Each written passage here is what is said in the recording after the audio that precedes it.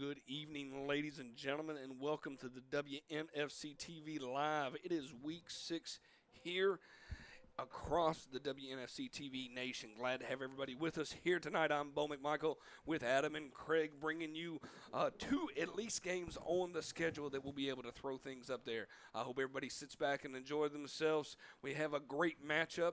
It is the Alabama Fire traveling across I-20 to take on the Atlanta Phoenix. Atlanta Phoenix comes in ranked number 2, where the Alabama Fire come in ranked number 8. Later on tonight, we'll have a couple of schedules, and if I get an opportunity, hey, why not? Here's the opportunity. Let's see what else is playing on tonight. For tonight's actions, we'll be able to see 5 games across the WNFC. Once again, Alabama Fire and Phoenix will be live here out of Pebblebrook High School. Glad to have, once again, everybody with us. The Phoenix Prowlers, who are a initial startup program, will be taking on the Denver Lady Bandits. And hopefully by 8 o'clock, we'll be able to bring you the Elite Spartans taking on the Nebraska Nighthawks. Nebraska slipped all the way into number 6 this past week, and that is just crazy. Utah Phoenix are going to go after the New Orleans Hippies, and the Seattle Majestics and the San Diego Surge. Unfortunately, great matchup last week. Enjoyed the game. Won't be aired this week. The Surge are not broadcasting it. So, with no further ado, I'm going to hand it over to the 2 ragamuffins in the group, Adam and Craig. How you doing tonight, gentlemen? I'm all right. Okay, we're going to have a lot of Mother's Day stories today. We're on the eve of Mother's Day. We don't get ours till June, so we have to work through that, but it's very exciting from a perspective of Mother's Day. So we'll definitely be asking a lot of questions about, hey, best memories of your mom and so forth out there. So we'll even have a little special hashtag if you want to give a shout-out to your mom. Gentlemen, I'm going to let you take it over. I'll show some highlights of the first time these 2 teams matched up. But take it away. Let's talk about some keys to the game and enjoy yourselves. Sit back and relax, and let's watch a little football here today. There's some energy right there. That was good. You did a great transition with the that was great, man. Center quarterback exchange. Yes. All right. I'm going to say the weather. Okay. The weather played a huge part last time. It did. And then I'm going to go with special teams, simply because we've watched special teams be pivotal in the last few weeks, or they should have been pivotal. Mishandling the kickoffs, block punts, etc. Coach Chapman, what do you think? I'm going to take turnovers. We just sit here and watch the highlight package from the last game with the Fire and the Phoenix, and we saw a lot of plays where the Fire threw the football to the Phoenix, and they don't have the same color uniform, Coach. And if that happens tonight, this game will get out of hand in a hurry. They're not remotely the same. No, they're not close. I will say I really like the Phoenix uniforms, even though the numbers are hard to see. Mm-hmm. I will say this. Your thing about the weather is well taken. It's hot. It's humid. It's going to be one of those conditioning nights. If the Phoenix can run the football the way they did the last time against the Fire, especially in the second half, then you may see a worn-down Alabama Fire team as the game goes on, and that'll be advantage for the Phoenix. Who won the toss right there, gentlemen? Phoenix did. Phoenix won the toss and deferred to the second half. They deferred. So they want to come out defensively and kind of set a tone in perspective-wise. What kind of players are we looking for the Phoenix? The Phoenix have been off for 2 weeks. They're getting ready for the national anthem. While they do the national anthem, we will show the highlights the last time these 2 teams took a battle with each other. And talk to us a little bit of what you remember of the game, Adam and Craig. Go ahead. I remember it was a nail-biter till right at the very end of the first half. Yeah. Where the Phoenix were able to score, kind of broke the seal, and then it was they cut loose from there. And what I remember was that the Fire really dominated play for most of the first half. And we talked about – I think that was the first touchdown. It was. Look at that jinx. And you owe me a soda. I hear you. But what I remember was that the Fire did pretty much whatever they wanted to coming out of the gate, and they couldn't finish a drive. They had their opportunities. They just couldn't finish a drive. And then once, as you said, kind of the ice was broken right there before halftime, and the Phoenix got that first touchdown, then things started to roll for the Phoenix. And plus, they got a lot of bounces that go their way, just like that one on the interception where they had the fumble and the recovery. And right here, I mean, we've spent a little bit of time showing the Atlanta Phoenix highlights. This is from the Fire. That was the first play of the game. Right, and then she stepped out, and they started over again on that part. So, I mean, you get to see a little bit of what they're going to be able to see, maybe try to replicate a little bit. And I would say this, from looking at it from an offensive standpoint, like I do most things, you know, if I'm Alabama, I'm attacking the edges of the Phoenix defense the way they did to start this game. And there was a play early in the first half, I shouldn't say early in the first half, but in the first half where they ran the same go route and it was wide open. Ball hit the receiver right in the hands, would have been a sure touchdown, and the ball was dropped. And at about that time was when the momentum shifted. Well, she's their best player, Rashida Young. You know, we watched here's one where she catches one, and if she just stays in bounds, Right. you know, there's nobody's going to catch her. She had a pick during the game that was as the Phoenix drove down to get ready right there in scoring position, and right she at picked the one end off right there at the end zone. Yeah, right at the end of the first half. One thing I threw up on the board right there is the schedule of what everything's going to break down here. The remaining 3 weeks after these two teams play each other. Right now, you got a very interesting matchup. I put the same team up there twice. I'll get that switched.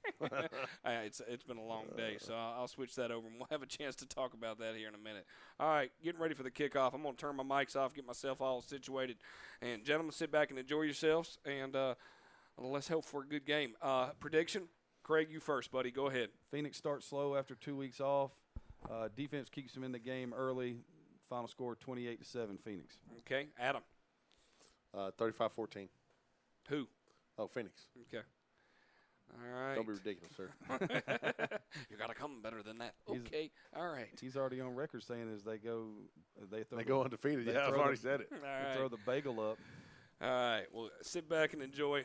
For those people that showed up to Pebblebrook, enjoy yourselves. Thank you for supporting Atlanta Phoenix football. WNFC TV Live, Saturday, Week 6. Let's get ready for the kickoff. Sit back and enjoy, gentlemen. All right. Coach, what would you look for right here opening kickoff? They going to kick this thing deep or? I wouldn't. I'd squib it right here. Let your defense play? Yeah, because I would be worried about Rashida Young catching that ball and maybe having something magical happen. And then being right off? Williamson boots it. Wow. They're not even ready yet. Yeah, that was They were still drafting people onto the kickoff return team.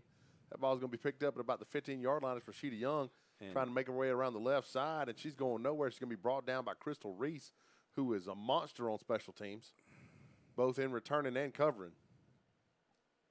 That's a really nice way for the Phoenix to start. That's what you want to do. You know, you're coming off a 2-week layoff.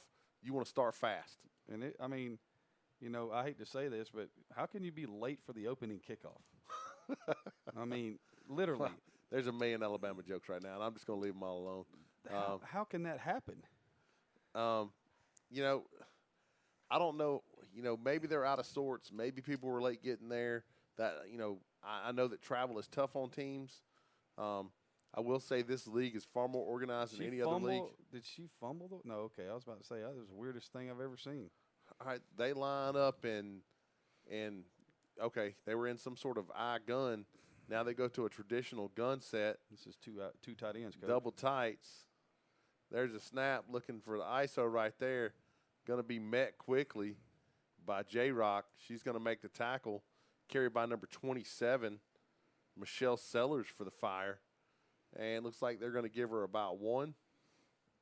I think she did get 1. So it's going to be 2nd down and 9. I think they fell backwards. 2nd and 9, double tight with a single split, gun look. Looks like the Fire are going to try to pound the ball. I don't think that's a good plan inside with the Phoenix. I would hit the perimeter like you had said earlier. There's a snap, fake, tight looks end's out wide open to the left side. Tight end is wide open. Number 22, that's Brittany Malloyd, tackled by number 15, Brandy Pringle. So that's going to bring up 3rd down and 4, Coach. That was a gain of 5 right there on that completion. So it's going to be 3rd down and 4 right here from the 30-yard line. It's like some of them want to huddle and some of them don't. I'm not sure what's happening here. I think they're wise if they try to run this thing to, you know, run the play clock down. You know, we've talked about this. If they're going to line up foot to foot And they're going to get in this double tight end set. They're trying to impose their will. Double tights, Billingsley under center, split backs. And there's your toss. Quick toss out to the left side. And there's Ball's the ball on the ground. And it gets out of bounds. It goes out of bounds, and that is a miracle for the Fire. That ball carried by number 8, Quanika Hunter, and it got stripped. I couldn't see who stripped that ball.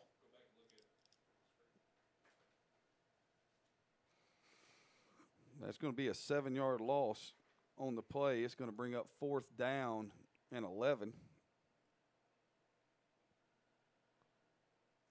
The ball is all the way back at the 22-yard line. I want to say that was number, it looks like 82. I don't have an 82. It was the right side defensive end. And here we go, Coach, drafting for the punt. It's not somebody I recognize right offhand. I'm trying to get a number. Maybe 32. Francesca Long. That might be it. And shenanigans. Nah. Penalty. And it's going to be a false start. And so things are going good for the Phoenix right now. You had really good defensive play to start with. You know, even if they don't strip the ball, they're there in position to make the play. There was no chance to get the edge. And now you got the Fire shooting themselves in the foot. And this is all going Atlanta's way. And that's the way you want to start the game, especially having a long layoff. You know, the Fire are going to have to settle in if they're going to make this game. And there's the kick, and it is a low. It is one that everybody – it's fielded. Uh-oh. Oh, my goodness. All the way down to the really 14. Nice return by number 30 for the Atlanta Phoenix. That's Asia Bakar. That was one of those that I would be screaming, get away, get away. That is a punt of 19 yards with a -3 net, Coach. Looks like Langley's going to bring the troops onto the field for the Phoenix. It's going to be 1st down and 10 at the 14-yard line for the Phoenix right here. Starting the game in the red zone. That's a great way. I mean, this is a really fast start for a team that's been off for 2 weeks. This is what you want. The Fire has got to settle in right here. You know, you want to make them settle for 3 right here. Yeah, that's not going to happen, Coach. This is going in the end zone. Langley under center. Offset backs to the right side. Middle of the defense. Quick toss out to the right. Got okay blocking. Fumble. Ball's on the ground. It's going to be recovered. Ball carried by number 16, Brittany Smith. She fumbles, and Dana Green recovers that ball. That's a loss of 1. It'll bring 2nd down and 11 right here from the 15-yard line. Play made by Wanisha Thomas for the Fire right there. Big-time defensive play. Yeah, and you know, if you look at this defensive formation for Alabama, turn around and hand the football right up the middle. Yeah, give it to Green. I mean, right now, look at the middle of the field. Give it to Green, let her go. And there go to the eye, and I'm thinking that's what they're planning on doing. Now they shifted back inside a little bit right here. It doesn't matter. Still go off the left side. Left side, right. And that's what they do. It's ISO off the left side. There goes Smith following Green, and she plows ahead. And I don't even know if you can call that somebody making the tackle. She tripped over some people who fell on the ground. I wouldn't call that making a tackle. No. So that's a gain of right at 9 right there. It's going to bring up 3rd down and right around 2. I tell you what, you know, they can't stay in that because that, I mean, even with the linebacker right there, you can ISO on the linebacker with the fullback and, you know, run to your heart's content. Run the same play because it's there again. Indeed. They're walked up a little bit closer this time. Here it comes. Langley under center. There's a snap. Split them. Same thing. And there they go. 1st down. Easy 1st down. Tackle made by number 10, LaTanya Scott. And Brittany Smith is just, I mean, following Dana Green, and they just get whatever they want. All right. Gain of 4. It's going to gain of 3. It's going to bring up 1st and goal at the 3. So now you got 4 attempts to get 3 yards. You got pretty good chances here. And this can't be what Alabama had in their mind when they got here today. Langley under center again, the I backfield.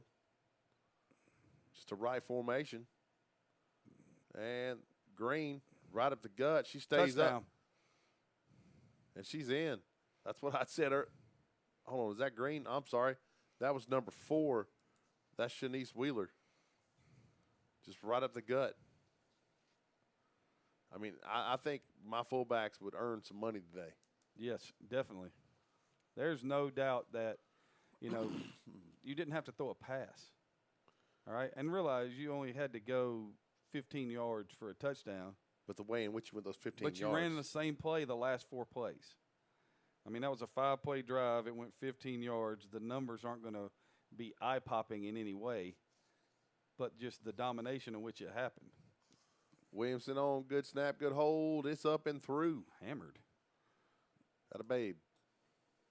7-0 here early in the first quarter for the Phoenix, and the Fire are going to be thinking to themselves, well, we had our shot, and then we had the strip on first down. The ball's laying on the ground. They fall on it. 2nd down and 11.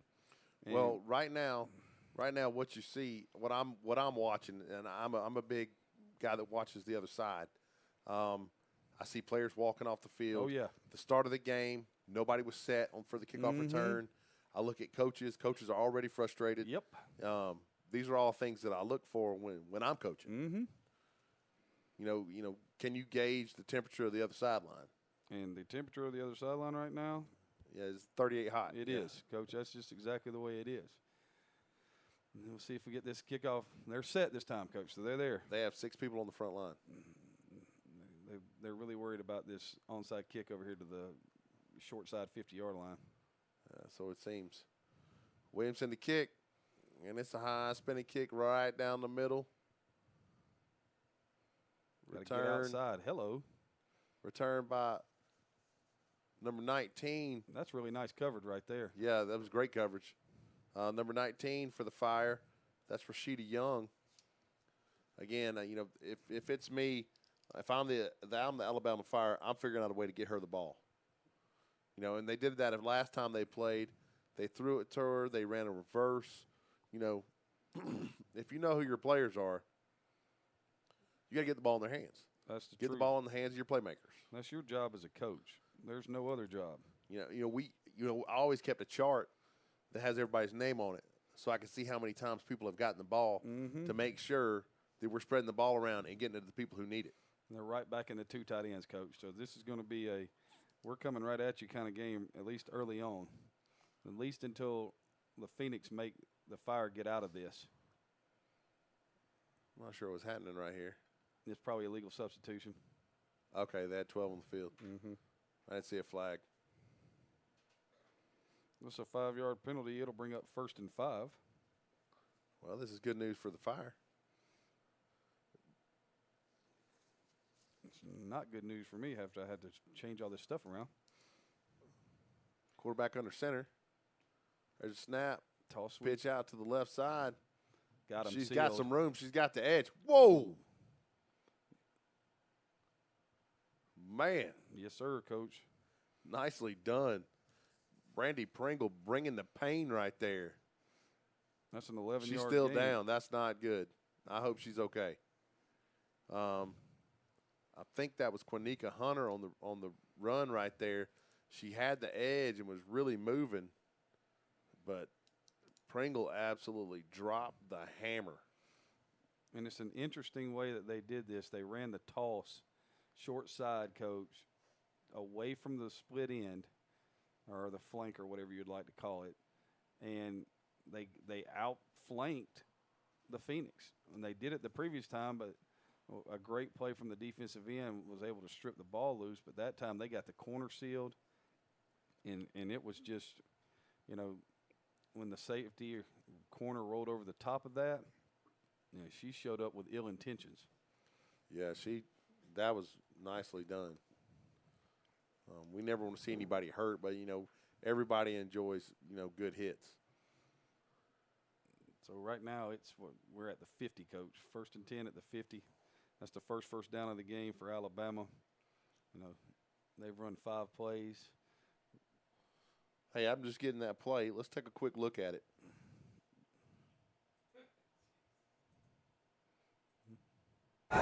Right here, you can see that we've got a great block right here. They've got the edge. We'll come back to this, Coach. We're fixing to go back to live action. Okay, we're lining back up. We'll come back to that. Just I'd like to see that again. All right. Is this going to be a flanks look?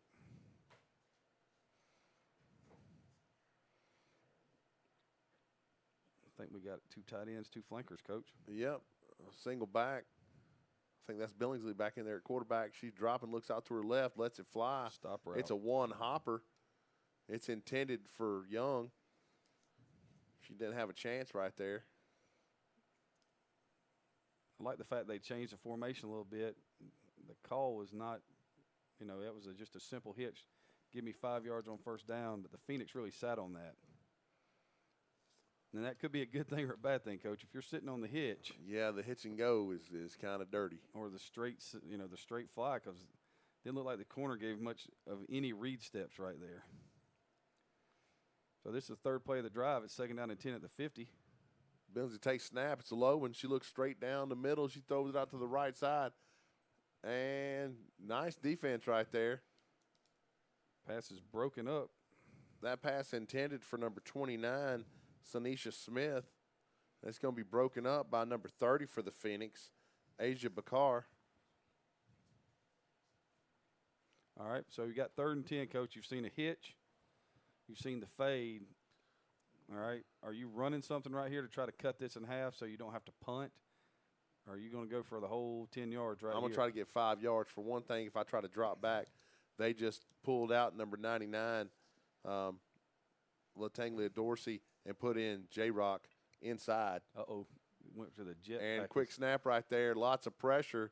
Billingsley lets it fly. And there was your hitch and go, Coach. Pass intended for Young again. Well played by the Phoenix. That's going to bring up 4th down and 10. So you run the ball on first down for 11 yards.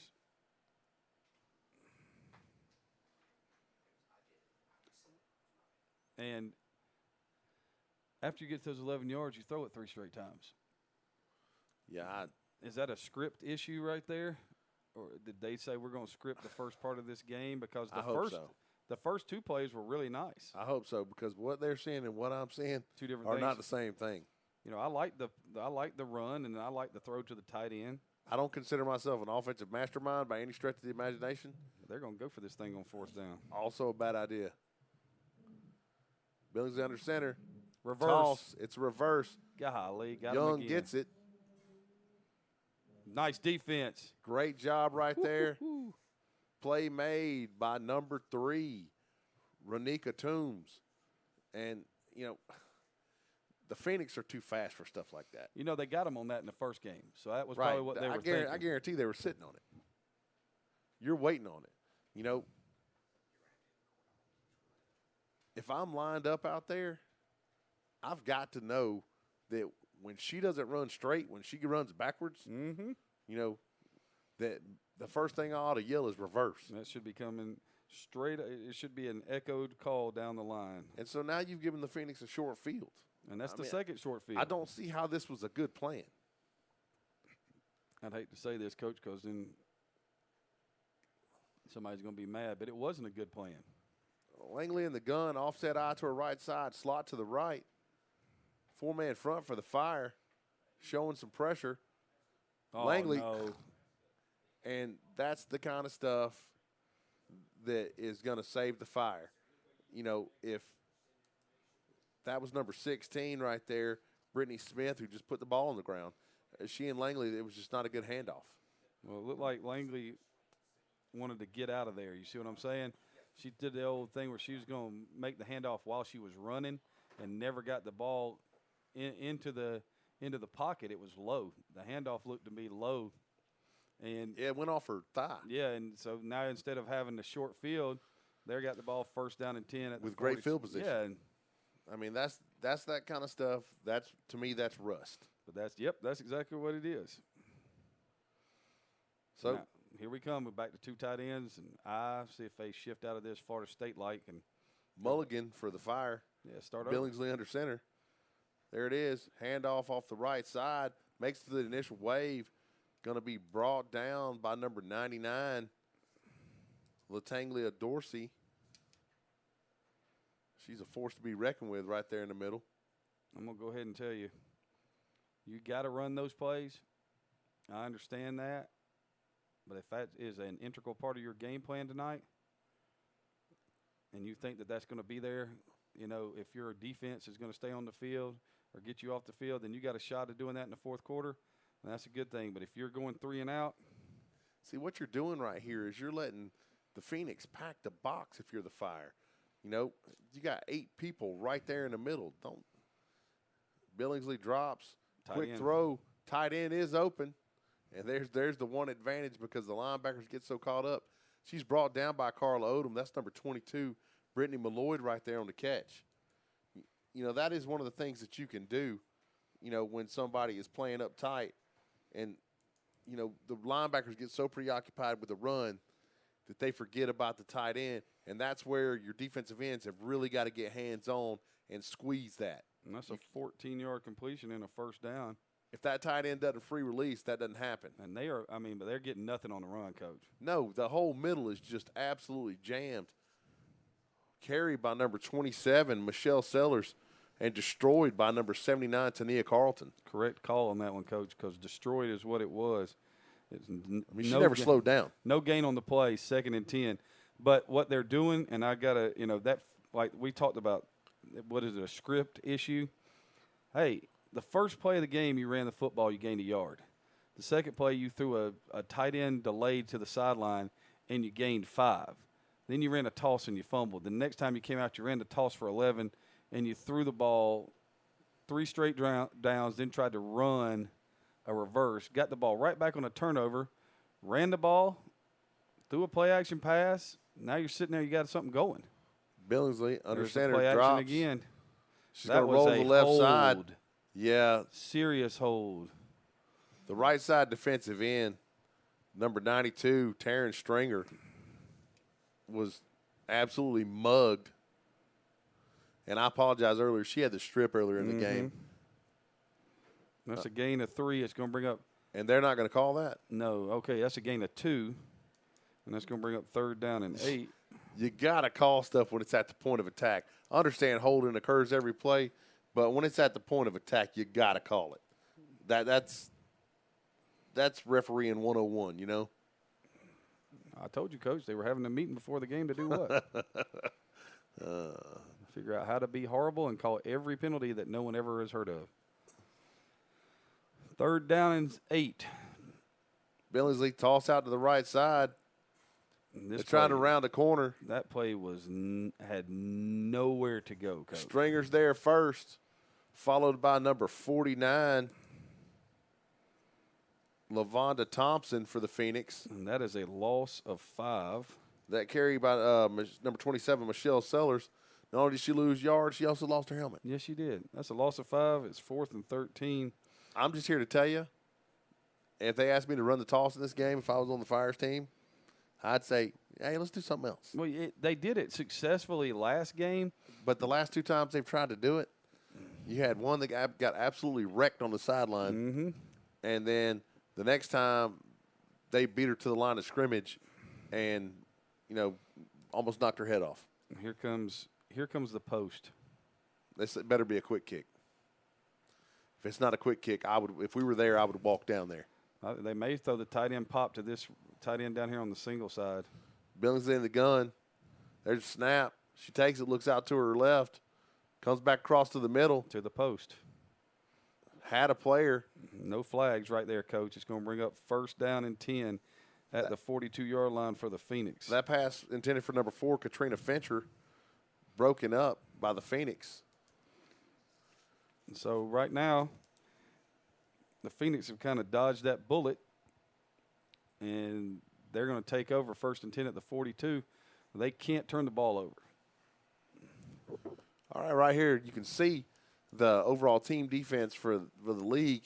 You can see the Phoenix lead in points per game, giving up 14, Coach. 14, yes. I can't – my glasses, man, I tell you what. Now, the Texas Elite has given up 18, but they've also played an extra game. Correct. So we're going to be fair. We're going to be homers, but we're also going to be fair.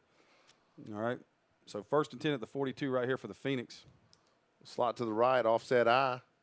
Lots of stuff in the middle for the Fire there. Motion to the left side. Play action. Langley throws it out to her right. Pass intended for number 6, Brianna Mosley. Going to fall incomplete. I like that call. You had really good success with that in the first game. All right. You can see right there how well the Phoenix defense plays. We've always said that's the strength of their team. And the Fire are not a bad defense. They're down there at number 5, but we haven't seen a lot of great defense so far tonight. No. Who was that again, Coach? Was it the Fire? It was the Fire. Yeah, I'm glad you caught that. Don't worry, I get every day at practice. They get me with that. Uh-oh. Hello. Goodness gracious. I mean, she's wrecking people on offense. All the way down to the 45 right there, Coach. Yeah, that's gain of 13 yards. That's Brittany Smith. I mean, if you've ever heard this term, finish a run, you can see her around the edge right here. This is just speed, Coach, right here. She gets the edge, and then watch her. Okay? Here's the first one. Didn't want none. And here comes Rashida Young.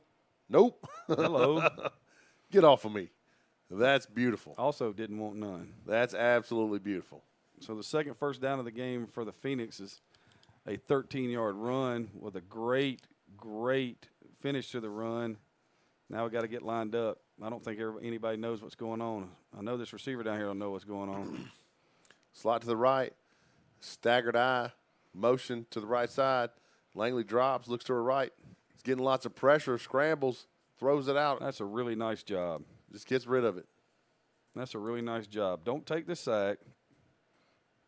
Line up and play on 2nd and 10. Don't worry about anything else about that. It's, everything about that is what a quarterback is supposed to do. If it's not there, protect the football and deal with it. All right. You can see right here at team scoring, points per game, the Phoenix also lead that category, followed closely by the number 1 Texas Elite. And then you can see the Fire down there again at number 5. So this is 2 top 5 teams all the way around. Indeed. Langley in the gun, toss out to the right side. That was really slow. I don't like that. Looks like there was a flag down. That's going to be a hold. It's going to be nice carry by Brittany Smith. That's what happens when you have brought down by number 27, Michelle Sellers. That's what happens when you run a play that takes 5 minutes to shape up. Yeah, I don't. That was awkward. It took a long time.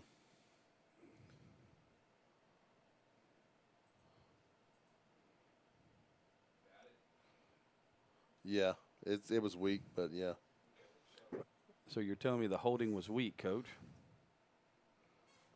All right, what we're talking about is right here. Watch right here.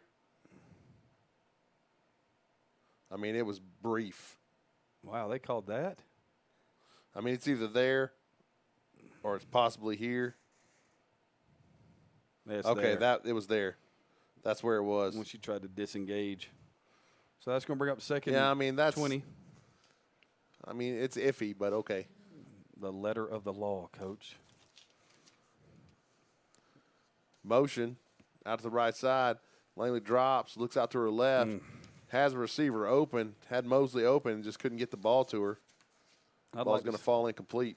I'd like to see him come back with that same look right there, motion to the field like that, and run the same out route with Mosley and have the slant coming in behind it. All right, you can see the team scoring chart up here again. Number 1, Atlanta, 2, the Elite, 3, Utah, and 4, San Diego. And then the Fire.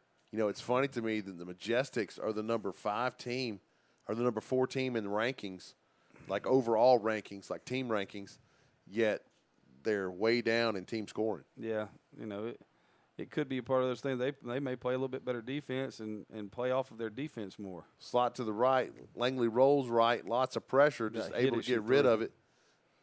They're going to call it an incomplete.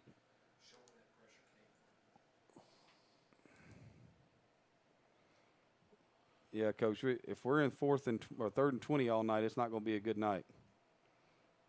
Going to see the heat bearing down on her right here. You're going to see right here just penetration. It's just more people than they can block, and that's what's going to end up happening. That and, when you're an offensive lineman, what you've got to do is at some point you have to stick your toe in the ground and say no more. Because, as an offensive lineman, you're taught to give ground, give ground, give ground, give ground. But at some point, you got to stick your toe in the ground and keep the integrity of the pocket. That's just how it goes. It's unfortunate because the other person is running full speed and you're just trying to stop them. It's not an easy job. Right now, the turnover looms large for the Phoenix because that could have been a. Does this side over here look really short? It is. There's only one person. Mm-hmm. It's a wonder that wasn't blocked. I don't know whose idea that was, but it was a bad one. But fumble. Outstanding coverage, and just like that, you can't advance a muff punt, but that's great. And that's the first turnover tonight for Alabama. But the Phoenix will take over the ball. First and 10 at the 25-yard line. Young puts it on the ground, and Asia Bakar picks it up, and just like that, what looked like a turning of the tide for the Fire, really fixing to jump back into this thing, and the Phoenix are back in control again. Hey, what you're seeing right there on the screen, June 29th, 2019, in Denver, Colorado, the WNFC National Championship, the 9 Cup. I cannot wait to get there. We are all super stoked about being there. 16th Street Mall, here we come. Yes, indeed. Our producer's over here right now just shaking his head. He knows we're going. It's going to happen. Bunch to the left right here. Langley in the gun. Single back offset to her left. Option look. Pitch. Hello. I mean, nothing great, but that's positive yardage on first down. That's awesome. Gain of 3 is going to bring up 2nd down and 7. That ball carried by number 22, Malaysia Johnson. And I like the fact that they're giving them a little bit of different looks right here. Hey, right here you can see the games that are coming on this evening. Obviously, you're watching right now the Phoenix and the Fire. But at 6 o'clock, hey, the big game is the Texas Elite and the Nebraska Nighthawks. Supposedly the big game. I think Texas Elite drills them. And that'll be the second game we have a chance to broadcast tonight. Langley in the gun. Bunch off to the right side. Quick. Oh, man, that had lots of potential right there. Yes, it did. She was going to run for a while. Elizabeth Mondragon couldn't pull that one in. She was open and just couldn't get it done. To me, the biggest game you see up there, if you'll look at the bottom right there, that Seattle Majestic San Diego Surge game, that's a huge game. It is. I'm really rooting for San Diego Surge to redeem me because I had picked them above the Majestics last week, and it just did not work out. I got a feeling they'll win tonight, Coach. They're being at home, having a week to watch what Seattle did. There'll be a little bit extra motivation right there. I think San Diego, it's easy for me to say, wins this thing. Pitch out to the left side. Oh, great defensive play right there for the Fire. I cannot see because of the hair. I can't see the number. I'm trying to give credit to the Fire player who made that great play, but I can't see a number. She has really long hair. You see that, Coach Chapman? I cannot. 20-something. But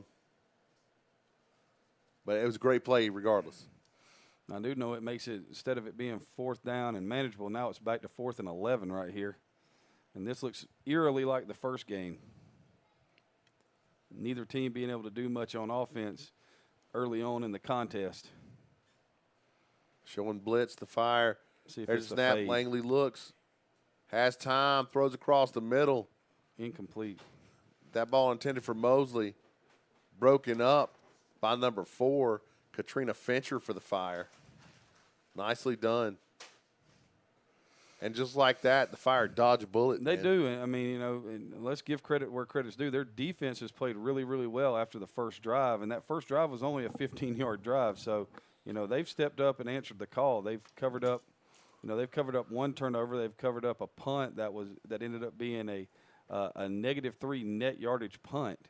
And, when you're looking at this, if you're the Phoenix right now, you know, You should be up by three touchdowns. It should be 21-0. All right. The saving grace for the Phoenix is that their defense hasn't given up anything. But I'd be really wary of the tight end into the boundary right here. Billingsley lining up under center. 5-man front for the Phoenix. There's a snap. She drops, throws it out, a little bubble out to the right side. That's Young.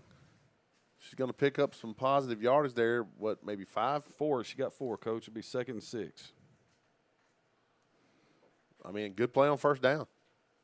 But to me, like you talked about it earlier, you spoke to it earlier, you got to work the perimeter if you're going to beat the Phoenix. And it looks like that's going to be the end of the first quarter. So the end of 1, you're Atlanta Phoenix 7, Alabama Fire 0. But, you know, again, if I'm attacking the Phoenix, I think when you line up in that double tights eye look, I think you play into the Phoenix strength. You do, because we've talked about it before. Their best players play inside. And just because we said attack the edge, attacking the edge doesn't always mean a reverse or a sweep. You can get there with bubble screens, quick screens, things of that nature. Hey, Coach, who we got for the player of the week? Right there you can see for the Pacific Division, Tasha Ayano, there we go. Yes, sir. Tasha Ayano, now that I'm speaking English again. All right. Had a great game. We actually did that game last week, and she was huge with the 3 picks. That's what I remember about that one. For the Atlantic Division, they went with the San Diego Rebellion, so they did 2 Pacific divisions because the Atlantic didn't necessarily play. Kind of threw me for a curve myself. Okay, that I was looking. I know. It took me a minute or two myself. I'm not getting Martin. There you go. For the Rebellion. She played quarterback and DB. I mean, when you talk about what she was able to put together, 5 for 11 passing, 57 yards, 9 carries for 153 yards, 3 TDs, a kickoff return. Martin's the quarterback. Yes. Okay. Now I'm remembering because she's a big gal. Mm-hmm. Yeah. They got trips, Coach. Here comes the quick screen again. At the next break, we'll talk a little bit about Seattle and the Surge and their highlights from last week. Billingsley drops, gets lots of pressure, just takes off. I mean, I think that's a great move. Gain 2. She's going to pick up 2 yards. I mean, you didn't stand there and wait to get sacked. You did something. And now it's 3rd and 4. So I mean, right here, this is the way they have to play. You know, they've got to be able to get it into a 3rd and manageable spot right here. Well, because now your playbook's open. Now you could go with an off-tackle run and you'd be okay. You could run the toss. You know, don't do that. I'm just saying. I'm giving examples. You could. Hey, look, there's a map. It's awesome. They split the tight end out wide this time. That's interesting. I wonder if they're planning on dragging her across the middle. That would be my think. There's a snap. No, Billingsley drops. They're going to run her straight down the seam. Oh, man. What a throw on Touchdown. the money. And that's going to the house. All the way. No chance of stopping her right there. That's number 4, Katrina Fincher on the reception. Great pass on her fingertips. Just beautiful execution all around. Wow. Good time up front. Wow. Well done. I mean, you're sitting there looking, I think that was 68 yards, Coach. 68 yards. Yeah, that seems accurate. And that's going to put Alabama a measly extra point away from tying this thing up and getting their first points of the year against the Phoenix. They did go scoreless last time. They did. And maybe this opens the floodgates for the Fire. And I hate to say it, but I was the one that said might want to watch that tight end on the short side because it's need to get a look at that because I think we may have caught a flaw in the Phoenix coverage scheme right here, Coach. Here comes the point after attempt.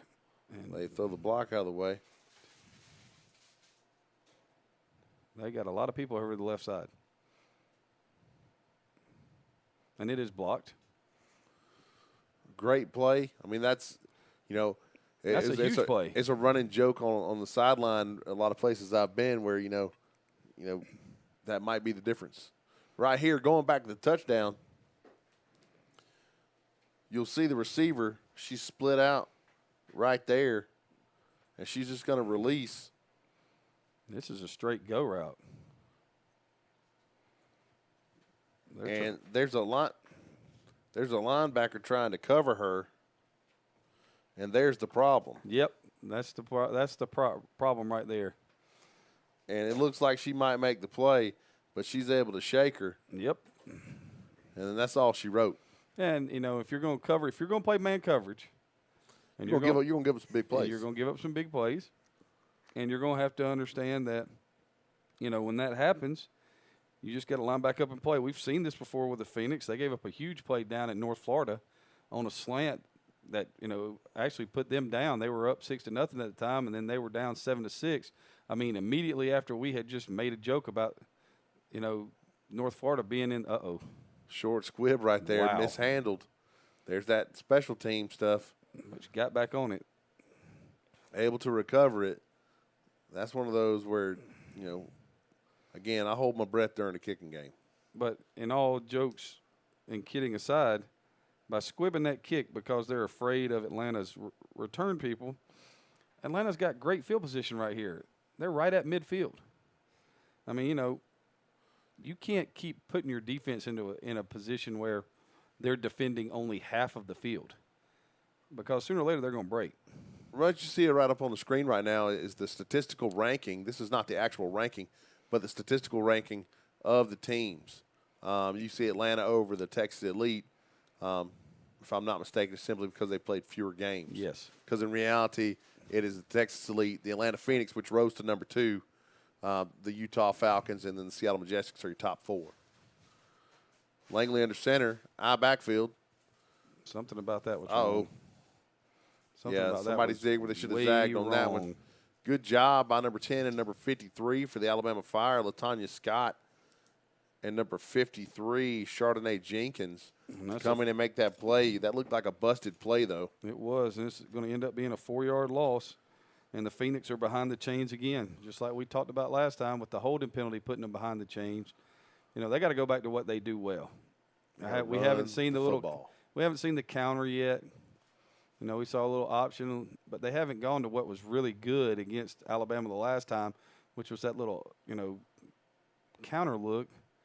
It's not a true counter because nobody's pulling, and there it is. And they were ready for it. Yes, indeed. And they gained 1. So right now, if you're a Phoenix fan, it's a little concerning. Everything that could go wrong in the last, minute and a half has gone wrong. Easy for me to say. And momentum is on the other sideline, and a team that you had walking off of the field after the first 3 minutes of the game now has life and belief. Oh, the worst thing you can do to a team is let them hang around. Yeah, and especially let them hang around and think they're doing something when you're really killing yourself. There's snap. Langley drops, looks out to the left, lets it fly. Incomplete again. Had Mosley open and just couldn't get it to her. And guess what? That is 0 for 7 throwing the football tonight. Yikes. And that's going to bring up 4th and 13. Yes, it is. And the defense is going to be right back out on the field after this punt. And if the last time, the punt, they played one player to the left side. Running that funky pseudo spread punt thing. And the Fire put 2 people right there, and one came scot-free and almost blocked the kick. And we've talked about this with our team before, Coach. If you give up a blocked punt in a game, what's the percentage of time the team that blocks the punt wins the game? 90. That's correct. If you give up a blocked punt, the team that blocks the punt wins 90% of the time. All right. And they're lined up in that funky look again. Man. So if I'm not mistaken, the left side. I would snap the ball and run right up the middle of the field. That's not a bad idea. There's an up back right there. There's a snap. Williamson's able to get it out. Good punt. And, okay, I'm not sure what the call is right here. I think maybe fair catch interference right Rashida here. Young had signaled fair catch. I didn't see that part. I think maybe she was signaling fair catch. Of course, I would wish we could have seen that one, because a lot of times we get a cheap fair catch where they're waving real low and, And if they do that, it's supposed to be, by the letter of the law, we use that term again, an illegal fair catch signal, and it should be a penalty. Because it's supposed to be above your head, real clear. You have to make a discernible signal. And if you're wondering how we know these rules so well, we have heard all of these rules recited to us by people that don't know them as well as us. And so I think that's what they're going to call is. And that's going to be 15 yards. All right, gentlemen, a couple things about the Seattle Majestics. They ended up taking the victory on this particular play. The Surge were driving. They were on the 5-yard line going in, and then suddenly a fumble occurred, and there goes the Majestics. Oh, just stripped it out of her hands. Yep. And 95 yards the other way. Wow. Yep. Talk about the all-time gut punch. Yep. And they were not able to kind of rebound after that. So that match is occurring again tonight. Be curious to see what happens. Back to the live action. Thank you, gentlemen. A bunch out to the left side for the Fire. Single back. Billings under center. There's snap. She drops. Throws it out to the right side. Pretty sure there was a hold right there. It doesn't look like they're going to call it. Pass caught by number 29, Sanisha Smith. So, I mean, you're rolling the dice, and everything right now is coming up Fire. That's right. 16 more yards and another first down. I mean, this is eerily similar to the first game with the way Alabama has kind of controlled play right here in the first half. I mean, well, that's one of those things about being on the road. If you can withstand that first barrage and settle in, yep, a lot of times you can get it done. And I'm not a big proponent of this, but if I am the Phoenix right here, I might call timeout just to kind of settle everybody down. Bunch to the left, same look. Got her. Billingsley is going to go down under pressure. They were close to last play. That play, she had no chance. Carla Odom got there, as did number 24, Shantoya Spicer. The easiest way to get Tanya Spicer, sorry. You know, that's why we teach history, Coach. That's right. The easiest way to get yourself going in a game where you don't think you're playing as well or with as much energy is to get after the quarterback. You have to be an attacking defense right here and make something happen to light a fire under the other side of the ball. And it looks like that's what the Phoenix plan on doing because here they come again. Billingsley drops, throws across the middle, has a receiver open. The ball's fumbled. They're going to call her down. That pass again to number 29, Sanisha Smith. And that's 13 more yards, or excuse me, I am correct. That is, what do they call that? Oh, they called it incomplete. What? Didn't complete the catch, Coach. Oh. Got to make a football move. No. She was running with that ball. I'm not going to argue with you, Coach, and say that you're not right. That's a terrible call. It's going to end up being third. Oh, what do they call it, penalty?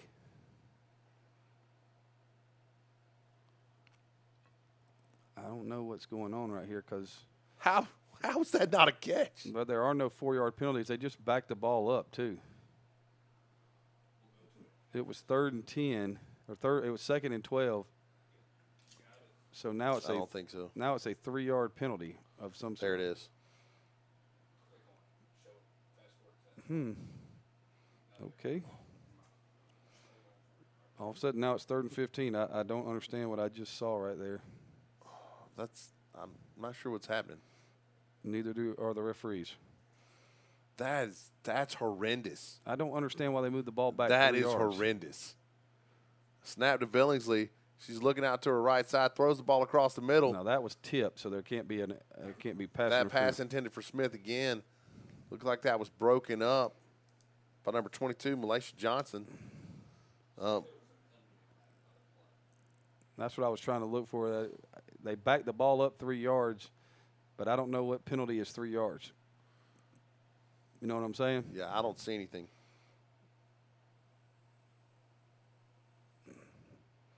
So now it's going to bring up 4th down and 15 right here. Hey, can we take a quick glance at that last play? No, I'm talking about the catch. Never mind, they're breaking the huddle. Here comes the pass rush unit for the Phoenix right here, Coach. All right, and here we go. 4th down and 15.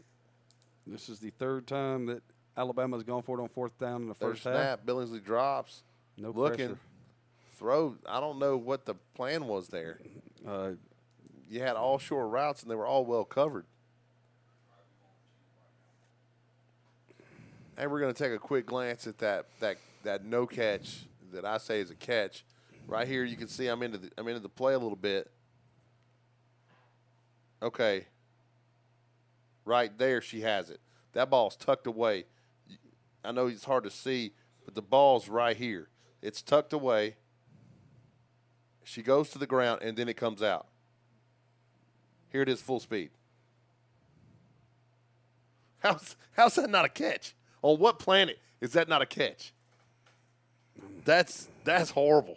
That's absolutely horrible. It's fortunate for the Phoenix, but that's a terrible call. It is. Phoenix in the spread right here, Coach. Doubles. Give off the left side. Come on back. Going to have to change directions. Going to get some help. Come on Always back. worried about blocks in the backs on this. Nice big run. Huge play.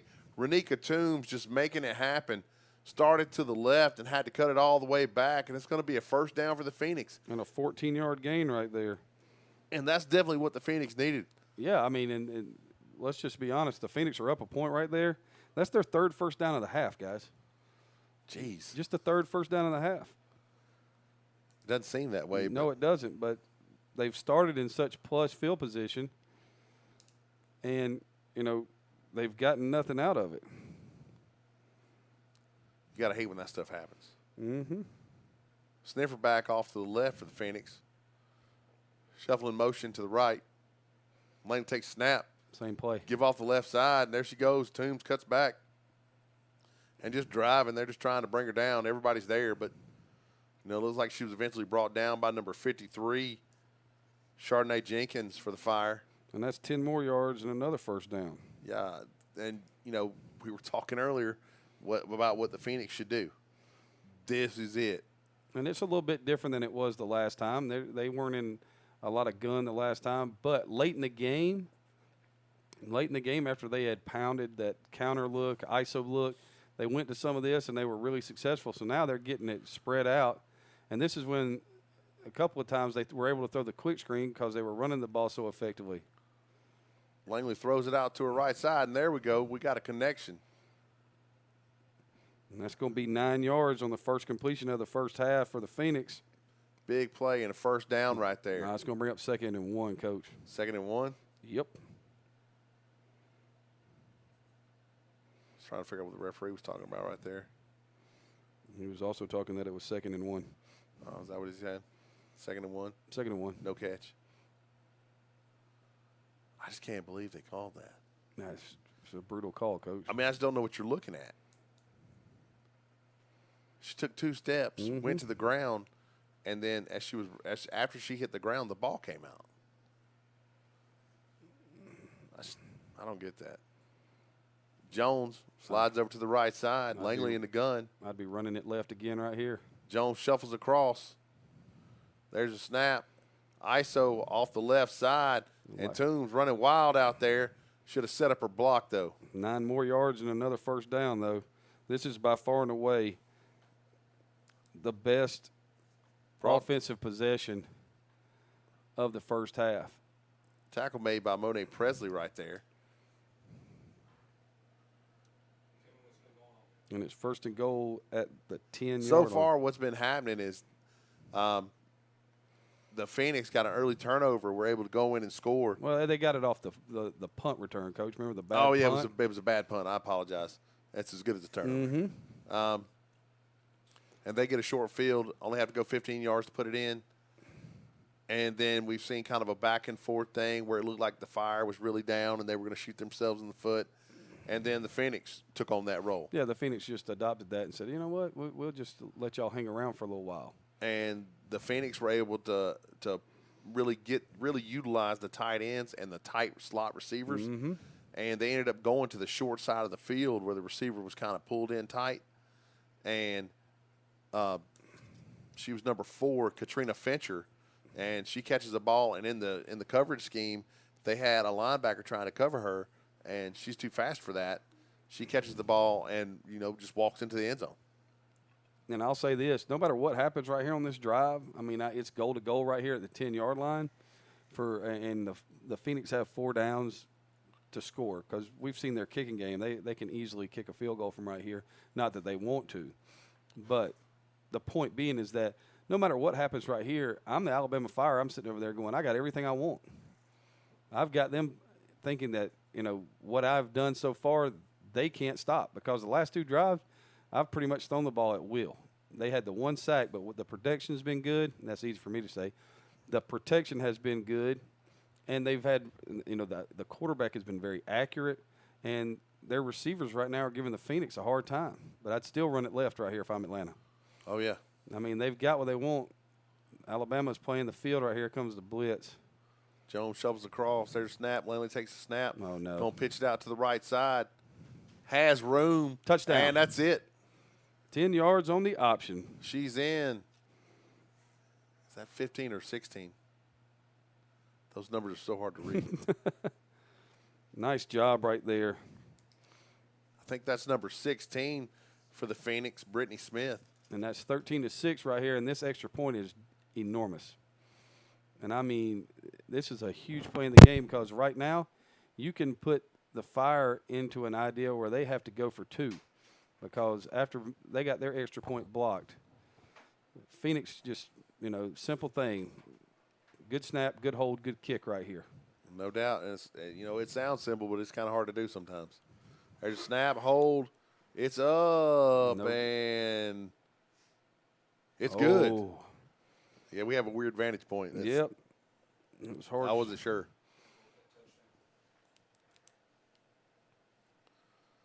We'll take a quick look at that touchdown.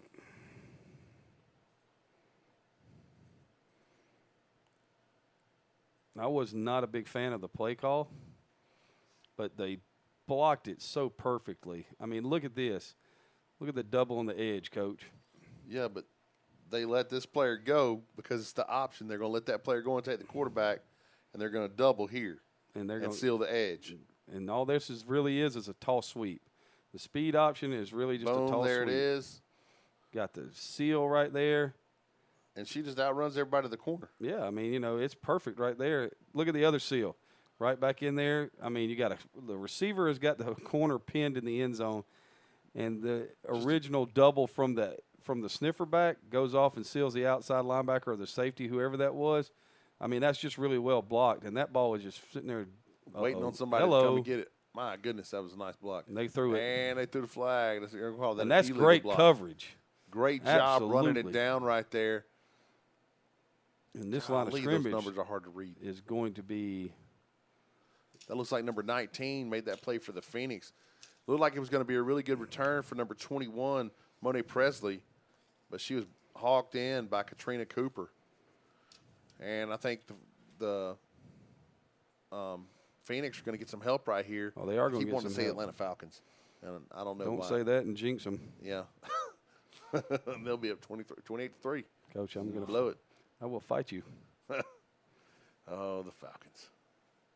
And don't get me wrong, people, I'm a Falcons fan, but because I'm from Atlanta, so it's just really unfortunate. I can assure you that I'm a Falcons fan, but I have seen my father grab a TV and threaten to throw it out the bay window because of a Falcons game. So, hey, that last drive was a thing of beauty. Oh, yeah. It was a thing of beauty. It's what they need to do. 6 plays, 49 yards, Pound the football. And they did it in a way. I mean, the first play, let's not lie to ourselves. The first play was stopped. That was a great individual effort. But they came back and ran the same play the play after that, and it went for 10. And the next play went for 8. All right? And after that, the next play goes for 10 more and a touchdown. So it's a really nice drive to kind of, steal back the momentum you have lost. And now it's time for your defense to go out here and handle this business. There's a give right there off the left side. Okay. She's got some rooms. They're having a really hard time making that play. Got 7, as a matter of fact.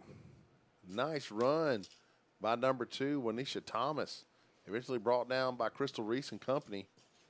I don't understand why that was such an issue. Maybe because we got a late half situation and they're playing the pass, Coach.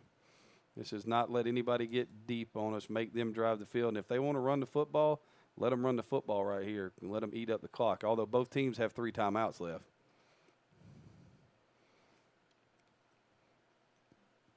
Fire in there, going to be in that 11 look, Coach. No, they're in 12. They got flanks. Yep. There's a snap. Give off the right. So Anisha Thomas, she breaks that linebacker level. She's running wild through the defensive backfield. It's 21 more and a first down. There's a host of Phoenix players there.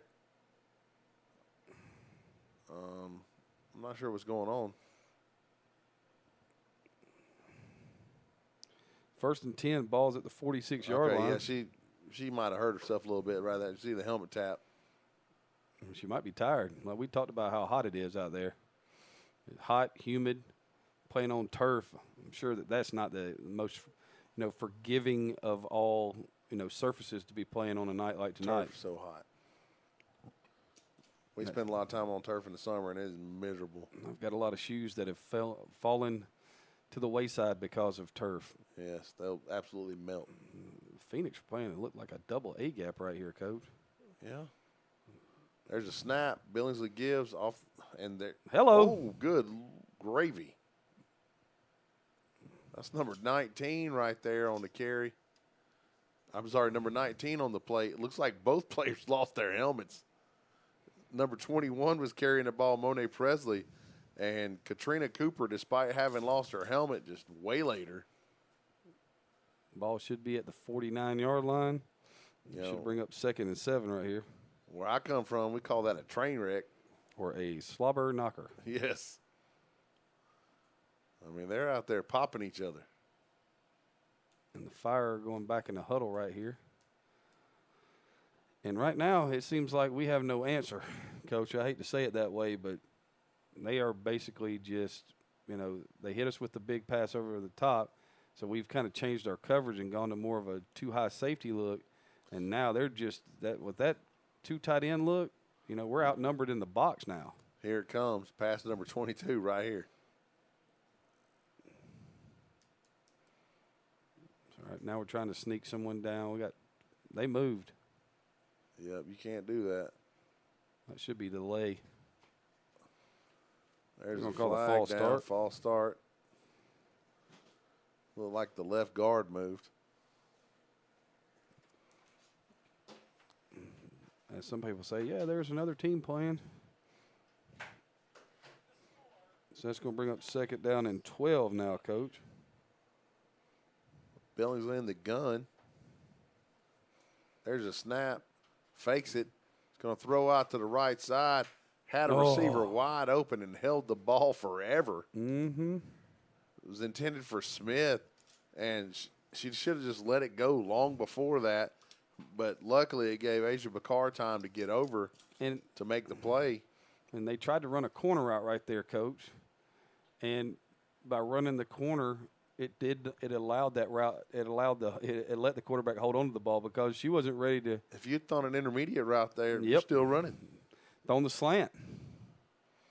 I mean, it was just there was so much cushion, and the receiver wins off the line of scrimmage. Again, any kind of intermediate thing that works the sideline, we're giving up right now. Mm-hmm. So it's 3rd down and 12 right here. Hey, there's a snap. Billingsley lets it fly. All kinds of help over there. Pass intended for Smith. A little overthrown. That's going to bring up 4th down, and this has got to be a punt right here. You cannot give the Phoenix the football back right here at your own 44-yard line. Because you got to get back to them at half. Yes, we make the analogy all the time. But if you go for this right here and you turn it over and they score, you've just played make it, take it in professional football. And that's not something you want to do. No. And the masters of that are you see teams, but everybody talks about it. They talked about it on the Super Bowl ad nauseum was, Belichick trying to steal a possession, at the end of the first half so he could score at the end of the first half and then score to start the second half and change the complexion of the game. So they are going to punt. And they are going to punt with too many people. with 5 yards in the rears right here. So 4th and 12 just became 4th and 17. And the ball is now back at the 39-yard line. And that's the 3rd penalty of the first half. Been a pretty cleanly played first half. 3 penalties for each team. The Phoenix have been penalized for 30 yards, and Alabama has been penalized for 15, Coach. There's a snap. That should have been blocked. Yeah. It barely got off. Don't do it. It's bouncing around. It's going to be picked up by the Phoenix. And that's going to bring up 1st down and 10 at the 39-yard line. Crystal Reese trying to return, and she got yoked by Wanisha Thomas. She's like, hey, where are you going? Excuse me, that's the 44-yard line, not the 39. Yeah, you don't pick that ball up. The only way I picked that up is if I thought it hit somebody. That's true. We don't have the same vantage point that she has on the field, so she may have thought it hit one of the Phoenix players up in front of her. Does this seem like a long first half to you, Coach? Very. It's like the clock operator gets paid by the time that they're on the field and halftime. Making money by the hour up there. There you go. Langley in the gun. Bullet back behind her. There's a snap option out to the right side. Going to be pitched. She's got some room. She's got some wheels. Keep going. Great job right there, not blocking in the back. Big time run right there by Brittany Smith. 36 yards, and they found a little something on this option, Coach. All the way down to the 20-yard line. And so this is one of those interesting, change of events that you go through a game at. Right now we're looking at the Phoenix having a chance to add on here late. Great job there by the receiver. I don't know if you can see it, not hitting the person in the back and just letting Brittany Smith run. We have a timeout right here, Coach. Hey, let's take a look at that last one, because that's a pivotal play.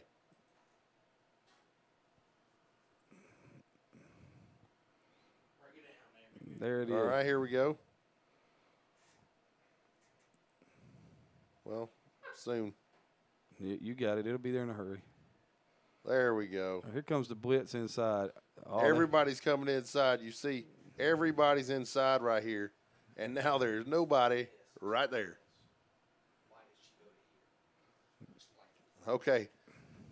They got to take quarterback because they blitzed everybody inside. Now somebody has to take quarterback, and it's right here. And that leaves nobody. That leaves these people back here for the pitch. And she comes around the corner. What I was talking about earlier is right here.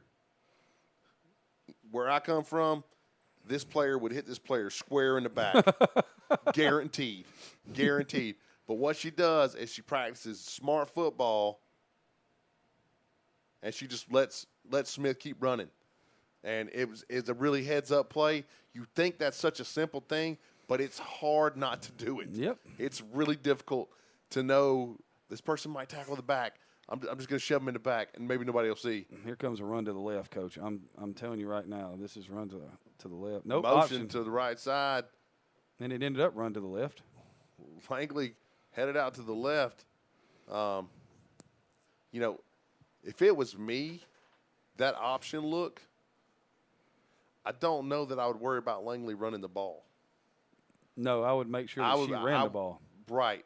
We want her to take the ball. Like, if I'm thinking playing against the Phoenix defensively, I'm going to make her run because she's not the same runner that Brittany Smith or some of those other backs are. Exactly, Coach. Now, hey, update right here for the Texas Elite Nebraska Nighthawks game. Right now, the Texas Elite leads 7-0. That's not a surprise to anybody. with more to come. Yeah. 2nd and 12 right here. Same look, that same motion across to the right. pitch out to the right side. They don't steal the Cut edge this it. time. And she had a chance to cut it back, but she delayed. She stuttered. And they're going to gain 1 on that. She stutter stepped. If she had just stuck her toe in the ground and cut it back, she'd have been fine. That's going to bring up 3rd down on 11. I tell you what, number 53, Chardonnay Jenkins is a force for the Fire. She's played really, really well in the first half. I don't know who called that timeout. Did you see? He pointed in both directions. I'm not sure what. Maybe it was referee's timeout? No, Getting water?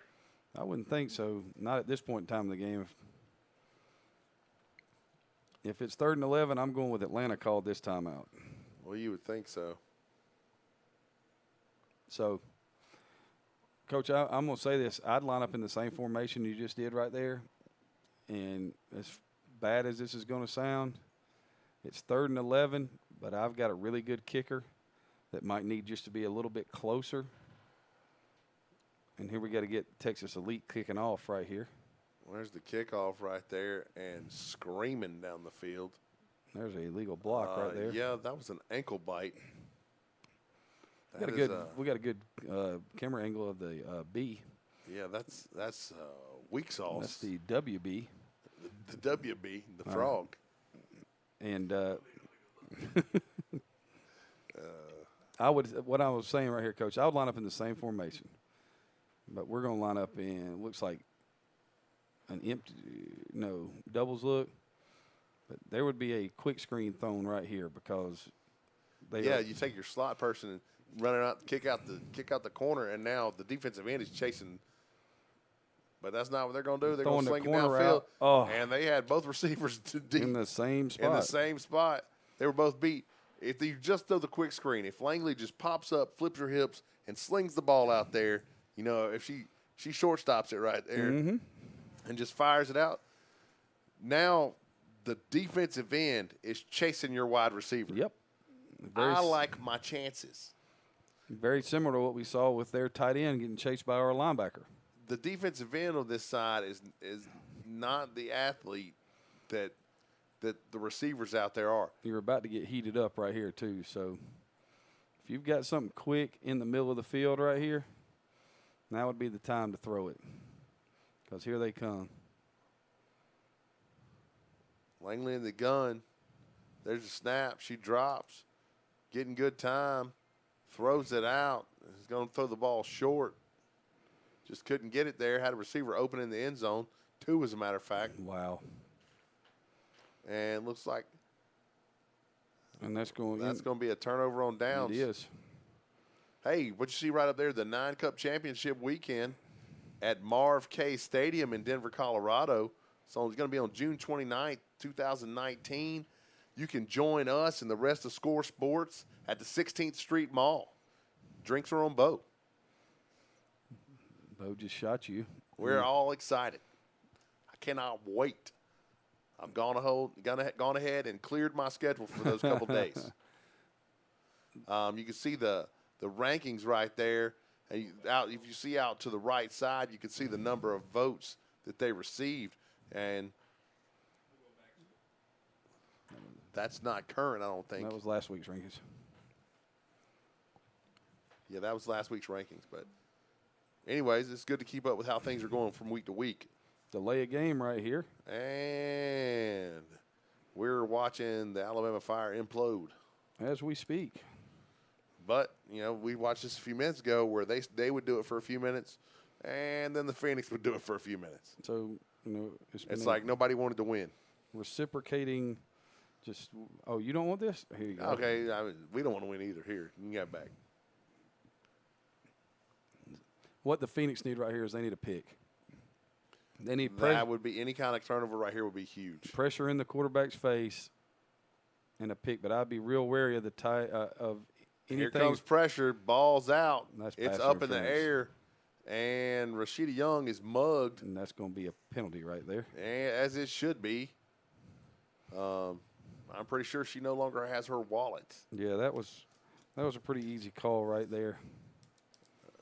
That's going to bring up first. Raven Buchanan doing her absolute best, but Rashida Young is a pretty good receiver. But, I agree with it. If you think you're beat, tackler. And that's going to be a spot of the foul thing, so it'll be a 5-yard penalty. Tackler will live to play another down. Yeah. Do not let her catch the ball and run down the field, though. And, I mean, at this point in time, when you're sitting here looking at it, you don't want to give up anything cheap, so make them earn everything. And some people may say, well, that's just dirty. It's not dirty. It's the way everybody plays football. Well, absolutely. There's a snap. Billingsley drops. Quick throw out to her No, left. sir. I'm not sure what – or to her right. I'm not sure what that was about. Well, it was supposed to be a quick screen, but it wasn't quick. You can't float a quick screen. That ball's got to be fired out there. Nice play. Combination of number 22, Malaysia Johnson, and number 30, Asia Bakar. Billingsley kind of hung Katrina Fincher out to dry right there. She did. I mean, that's one of those where I'm going to try to fight you at halftime. And I thought that there was fixing to be a real problem if they she, get there a step sooner, the ball's on the ground. And she gets absolutely wrecked. Yep. 2nd down and 13 right here.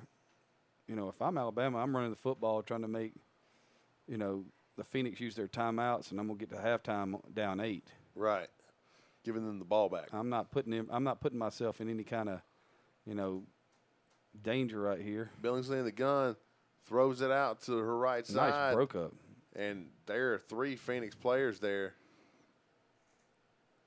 And the passing game for the Fire, which had been so good for about a 6 or 7 play, you know, stretch in that, is now gone non-existent.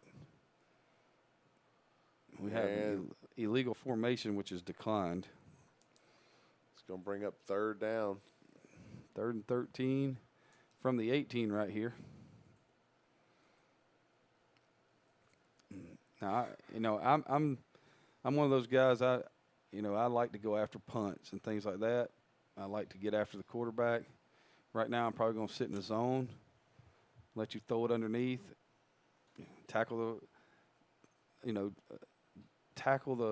the receiver, not allow the first down, call my timeout, and then go after the punt.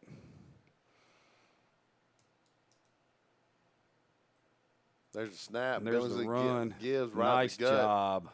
Wanisha Thomas on Nothing. the carry. She's not going to get past Carla Odom, though.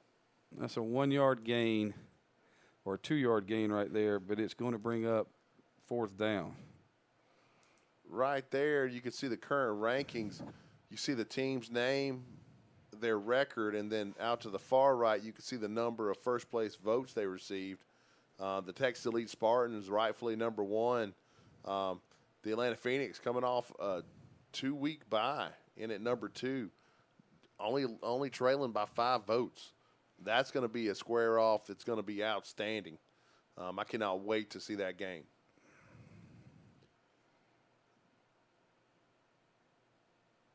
And that's halftime, Coach. Yep, that's going to be half. I, for the life of me, do not understand going to half. With timeouts? Yeah, and not making them punt right there. Yeah, I don't know. Hey, great job by the filmers for the Phoenix Fire game, by the way. Just outstanding job of actually following the action. No, I'm being for real. I thought it was a good job. No, I mean, I'm being sincere. You know, whereas the Texas Elite game, I stare at the B a lot. It's an iPad. Outstanding. Well, the iPad moves, right? I'm just Texas Elite the gun right there. There's a snap. Give right up the gut. Nice play by the Nighthawks right there. Good job stuffing it. But it's going to be a 1st down, Coach, because that was short yardage right there. Garçon. Boy, you're killing Thanks, me. man. Killing me.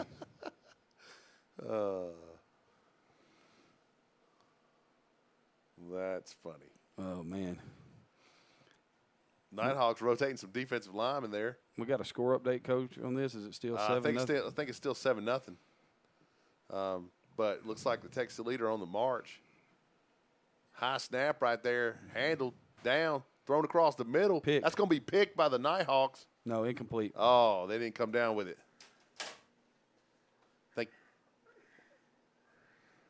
Thank you, sir.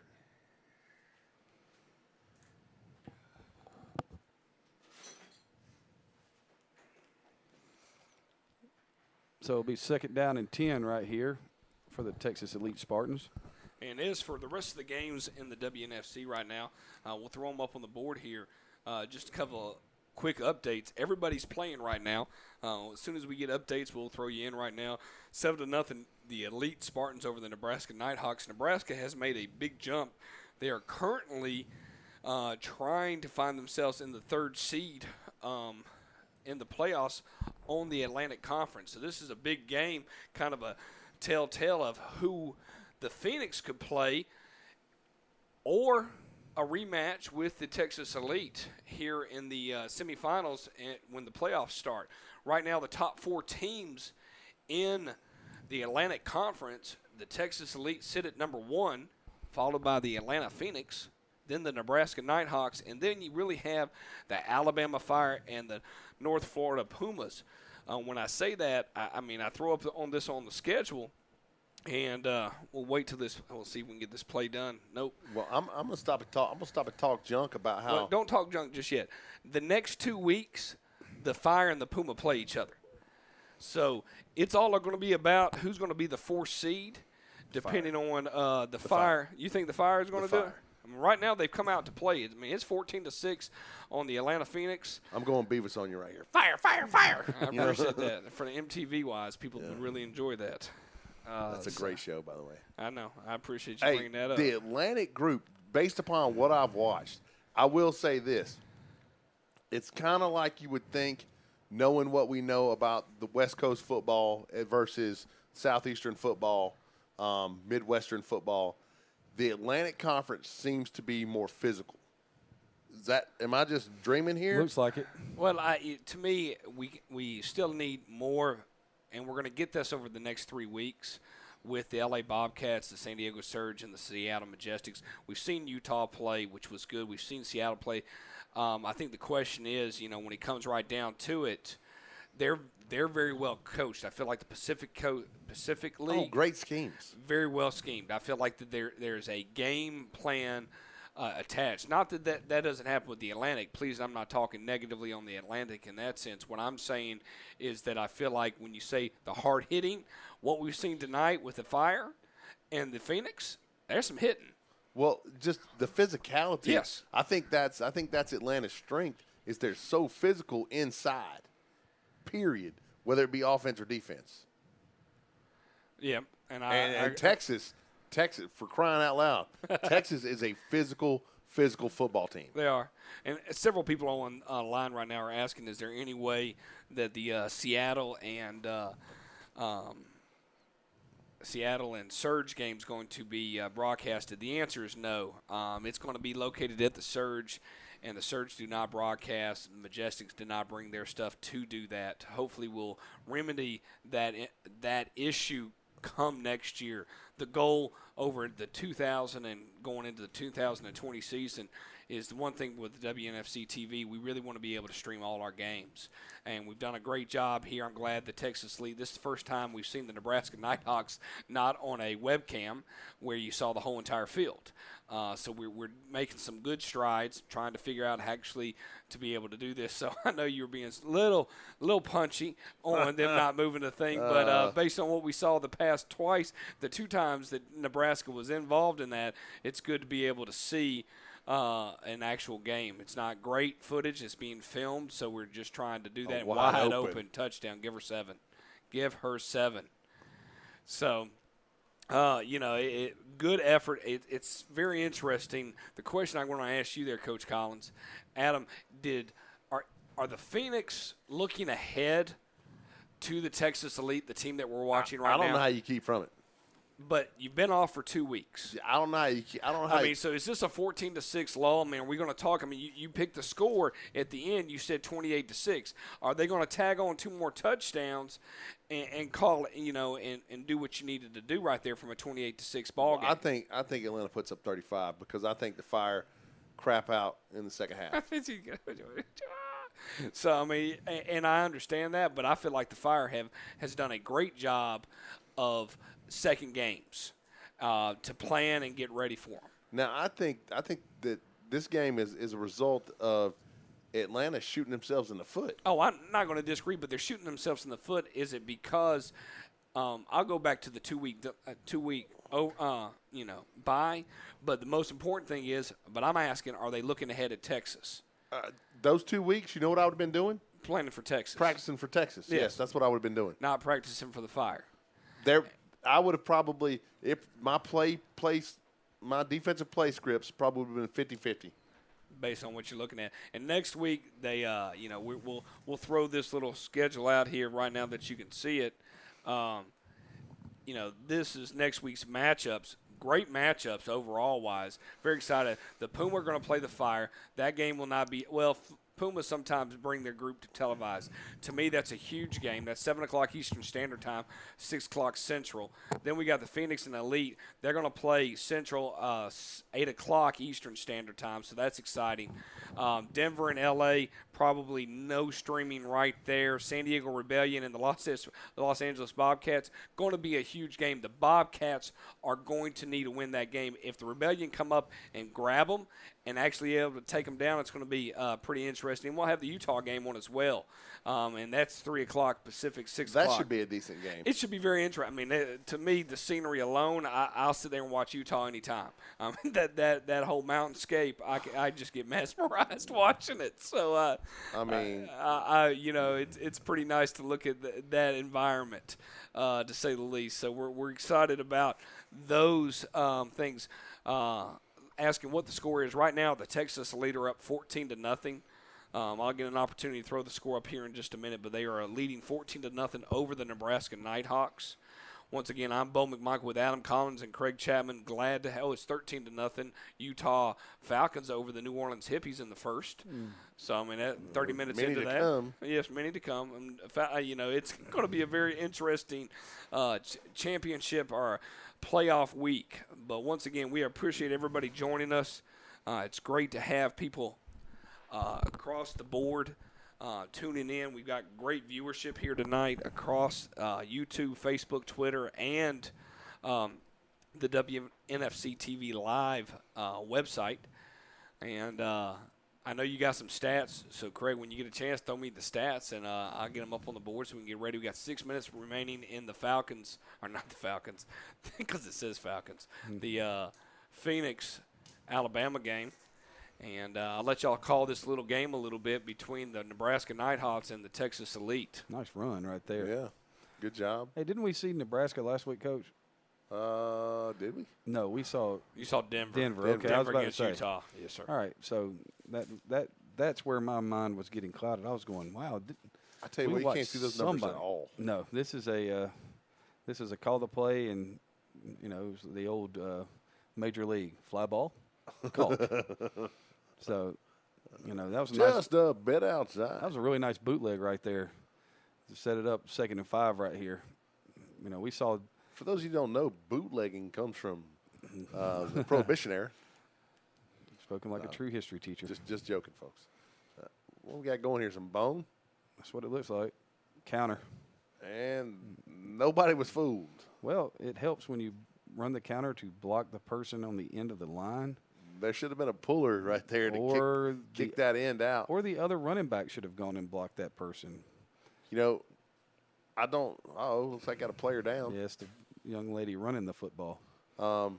We ran a similar play for a long time where we fake the toss out to the right-hand side and we leave the backside end unblocked, but everybody washes everything inside, so there's a big space.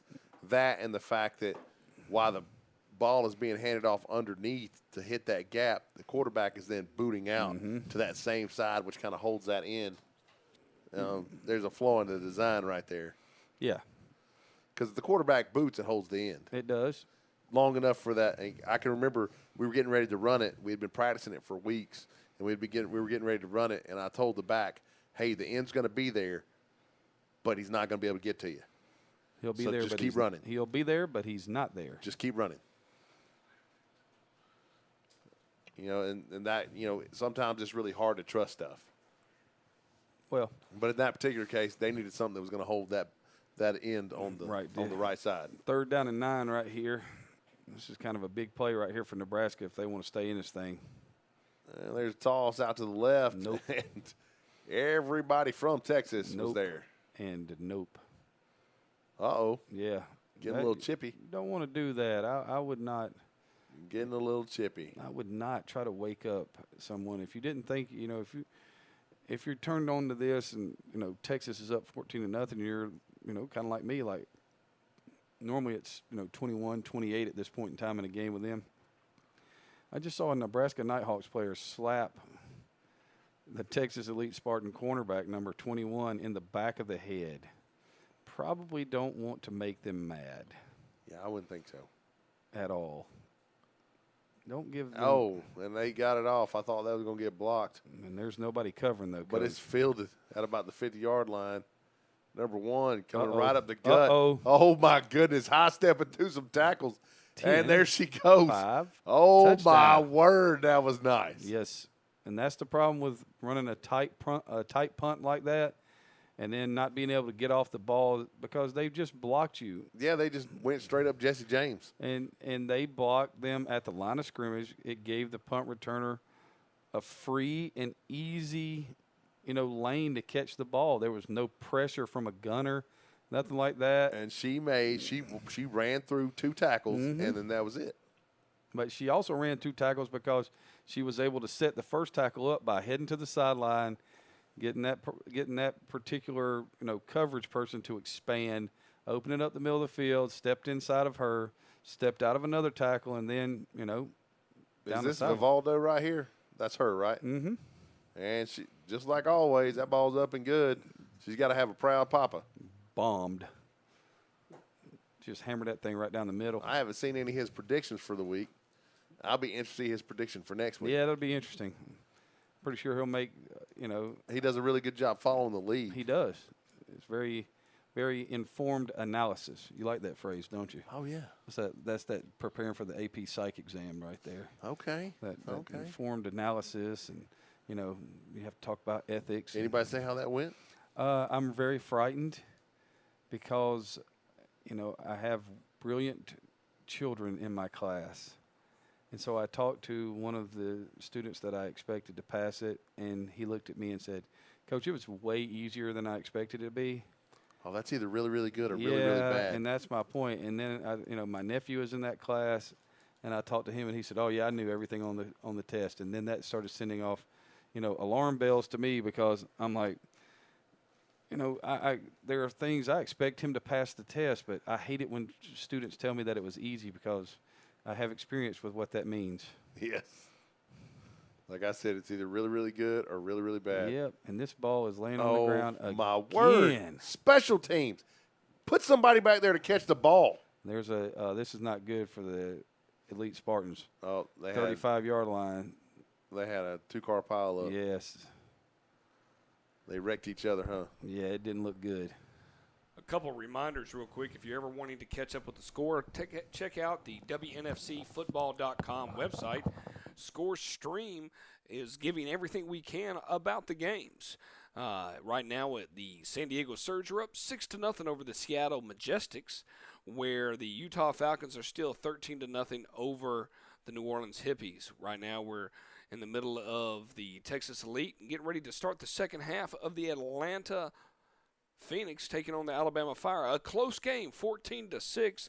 Glad to have everybody with us. Going to hand it back to Adam and Craig with the second half of the game. We'll keep you in touch with the Texas game and see how the Nebraska Nighthawks are doing. Once again, if you're interested, go to YouTube, type in Nebraska Nighthawks versus Texas Elite, and you can get that game live. No comment, certain side commentating back and forth, but not necessarily part of the multi-cast. Glad to have everybody with us. Once again, I'm Bowman Michael with Adam Collins and Craig Chapman. This is Score 58 Network bringing you WNFC TV Live. Utah? No. I think Utah's probably playing everybody. There's a short blooper right there, and it goes over our heads. For crying out loud, pick up the ball. Make one person miss and run for a while. It was almost there, Coach. If she had been able to break back out to the left, I think she had something. That was about to be. But that's a special teams thing. Handle the football. And that's one of the things about playing on turf. That second hop is going to explode on you, especially on the end-over-end bounce, and it always happens. It always happens. Got some first-half stats for you, right here before we get into this thing. Kind of an interesting look at the stats. The Phoenix ran 29 plays in the first half. How many plays do you think the Fire ran? 30. They did. They ran 30 plays. All right. So, it was a rough first half for the Phoenix throwing the ball. They completed one pass for 9 yards. They were 1 of 10. They did, however, answer that by being 17 rushes for 111 yards and 2 touchdowns. 1 of 4 on third down, 0 of 3 on fourth down. Had 6 first downs, 4 penalties for 35 yards, and 1 turnover, and it looks like Wildcat, Coach. And is that Mosley back there? Are you kidding me? Did Alabama call timeout? Sure did. Yikes. Alabama calls timeout, and we haven't run a play yet. All right. So, if you look at the first half, it's really interesting to see the stat breakdown because the Phoenix threw for 9 yards, but they rushed for 111. If you flip it over and look at Alabama has got 13 rushes for 31 yards. They threw the ball 14 times, completed 6 for 104 yards and a touchdown. They were 1 of 6 on third down, also 0 of 3 on fourth down. They had, 5 first downs. That's easy for me to say.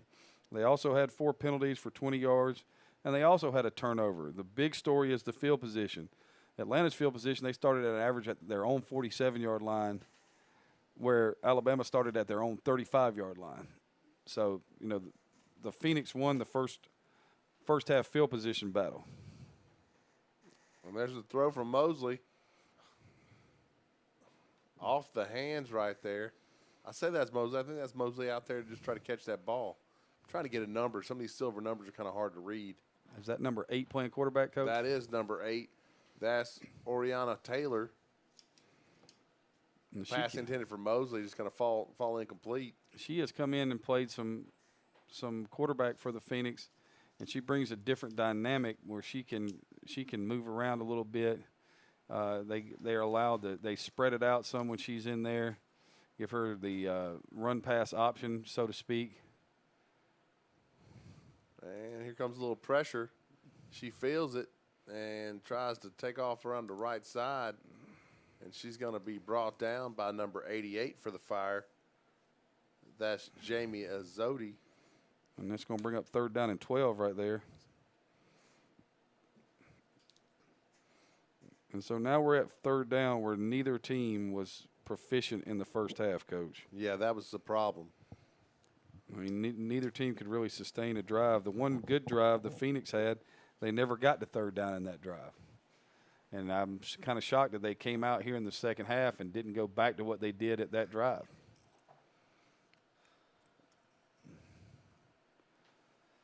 Third down and 12 right here. Snap. There's a throw down the center of the field. Wide open. I mean, wide open. Big play. But that's one of those things. That's Jones right there on the catch. I don't know why she didn't just run. And they're going to throw the flag on her for flipping the ball up in the air. Okay. I'm pretty sure that's what the call is. So that was a 33-yard completion and a first down. And it's going to bring up first down and 10. And when it can't be first and 25, guys. Well, they're running backwards. No, that rule is no longer exists. No, that rule no longer exists. There's no longer a first and 25. Okay, they're moving the change too. Good night. Yeah, I'm sure it was personal foul. It was a 15-yard penalty right there, and it was a first down. But now instead of it being first and 10 at the 48 or whatever, yeah, I mean, this is ridiculous. All the way back to the 37.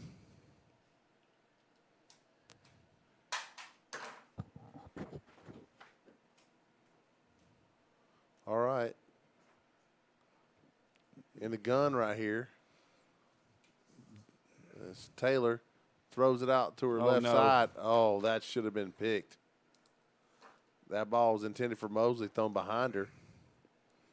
It's going to bring up 2nd down and 10 from the 37, Coach. And I'm really, I don't want to be the guy to second guess. You know what I'm saying? Yeah. We get that all the time. But I'm pretty sure this was part of the plan to do this. And the big 33-yard completion is really nice. But you had just spent the last part of the first half running the football at will. And then you come out and do something completely different. And most people say, well, you made them prepare for something. Here's your option. Yep. There's the pitch. And there it is. Nicely done. There it is. And there she goes. She's pulling through tackles. Yes, all the way. That should be 15 for out of bounds right there. Well, they're not going to call that. I'm just telling you what it should have been, Coach. She's going to go out of bounds at about the 40-yard line. I think that's Brandy Pringle on the carry, number 15. So we're looking right here. They marked her down at the 41. So it's going to bring up 1st down and 10 at the 41-yard line. And that's a 22-yard carry right there. And the option has been really good tonight. It has, man. It's unbelievable how, just very simple that play is. There's nothing to it. It's a tall sweep with the quarterback carrying the ball a little bit. Langley drops, getting some pressure right up the gut. Tried to throw a screen. Sticks it in an Alabama Fire chest, and they can't hang on. And the passing game tonight for Atlanta has been nothing to write home about. No, it's been dreadful. That's 2 for 14 tonight. And I can give it to you worse stats. It's 2 for 14 for 42 yards, Coach. I mean, you have one play, you got a 33-yard completion, but you have rushed the football for close to 150 yards. Run the ball. Thank you, Coach. Thank you very much. You won't hear me say run the football a whole lot because I like to throw it, but I'm sitting here watching this, and I know what's working. Now, I can tell you what worked on this play, and you throw this quick screen out here. Well, they're going to throw the out route. And caught. Looks like it was caught. Oh. They're going to say it was incomplete, but that's not surprising at all. I mean, that pass intended for number 13, Elizabeth Mondragon. She just couldn't pull it down. I mean, it's one of those things tonight. I mean, now we got a timeout for the Phoenix. And so 2 timeouts early. Yeah, nobody used them in the first half, so I think they got an extra one, I guess. Early in the third, it's 14-6 Atlanta over the Alabama Fire. And, Coach, I'm telling you right now, everything about this, to me, I'm sitting here watching it right now. We're commentating it, but we're watching it as fans. And everything about this, to me, is just screaming trouble for the Phoenix because they're not doing what they normally do. We've seen the counterplay one time tonight. They've gone to the option to offset the counterplay tonight. I'll give them that. But, when you're sitting there looking at it and you're, 2 for 15 throwing the football and they're not really they're not stacking the box against you and forcing you to throw the ball. You know what I'm saying? Yeah, I don't. This is not. I don't know. I would look right here for this to be some kind of, inside zone play, because they've got the numbers inside so good. I mean, you're looking at they're stacking the outside. Look at this. Just run it up the middle, run it to the left of the center right here, and just keep running forever. There's a snap. Langley Switch rolls route. to her left. Wide Throw open across the middle. Didn't get the first down, though. Going to come up a yard short. She had it and came backwards. Yard short. I just said that, too. Yard short. Good one. 4th and 1 right here, Coach. Big 4th play. and 1 at the 32-yard line. Quarterback sneak. Hello, quarterback sneak. I'm going to will it to happen. Mm-hmm. They're fixing to get double A gap blitz right here. Quarterback sneak. Quarterback sneak. And they're probably going to end up getting some form of, what we would call crash. Well, I mean, run off tackle. Do that as the quarterback. He's pointing at somebody. I'm not sure who that is. It's the illegal ghost man on the field, Coach. That's right. Why is the clock not running? That's why the first half went so wrong. Clock didn't run. Yeah. And Langley in the gun. There's a snap. Option. And I think that's Toombs. And there she goes around the right side. And she's just killing it tonight. All the way down to the 19-yard line, Coach. That is a 13-yard gain on 4th down and 1, and you called for the quarterback sneak. Yeah. They didn't quarterback sneak it. No. They went 9 yards deep in the backfield to run the option. It worked. But 13 yards later, it's a first down. It worked. I wouldn't have done it, but it worked. Their third first down of the half. And in this, right now in this half. That's half of the first downs they had in the first half. That's right. And they've already converted 1 3rd down, and they've already converted a 4th down. And I'm still running the ball left right here. I don't care what anybody says. I'm running it left. Langley under center, I backfield. And they ran it left. There it goes. And left. it's going to the end. There goes Toombs. Oh, just got her by the leg. Yeah, somebody shoestringed her. And that's going to be a gain of 7 right there. It's going to bring up 2nd down and 3. But, this is what, again, like we were talking about earlier, this is what Atlanta does best. When they come out and they play physical football. And I think that they could do things like work the perimeter, but they've got to add a quick screen to their repertoire if they're going to really capitalize on teams that try to play them like this. Well, they've thrown the quick screen successfully in games. A fullback give right there. That was new. Be down to the 10-yard line. Yeah, well, we said earlier in the game, at the very beginning of the game, the fullback should make some money today. Yep. And that's going to be 3rd down and 1 at the 10, Coach. Well, you want to try to call it again? Do you want to yell quarterback sneak? Well, I mean, Langley gets 4 to 5 yards on quarterback Agreed. sneaks. Absolutely. And, I think if people don't cover, well, the center's covered now. Now, Coach, if you have the ability to check and you don't run the ball to the right here. See, I would still run it left. But there goes Toombs. Touchdown. Yeah. I mean, she's just absolutely killing it. She was instrumental on that drive that scored the second touchdown in the first half. Yep. And I mean, that was just a really nice thing right there. She's just getting it done. And it was so simple. And to add to that, great job up front. It was. And the thing is that if you look at this, Coach, this is what a drive should be. You just went 78 yards. You went 78 yards like this. 1, 2, 3, 4, 5. 5 running plays, 6 passing plays. That's an 11-play drive, 78 yards to open the second half. 78-yard drives will steal your soul. And that's right. And that kick is good. Williamson just dumps it. And it's 21-6. And now, Coach, you wonder about the other sideline. You didn't give up a big play and fall down and think, okay, we know what happened. You just got manhandled. You just got murked. All right? And it was just one play after the next play after the initial, change over to after that initial,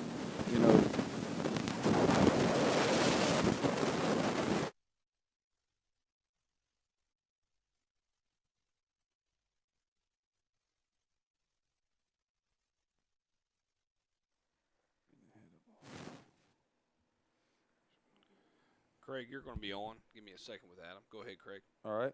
So we're going to have the first kickoff of the second half right here for the Phoenix after the 11-play, 78-yard scoring drive.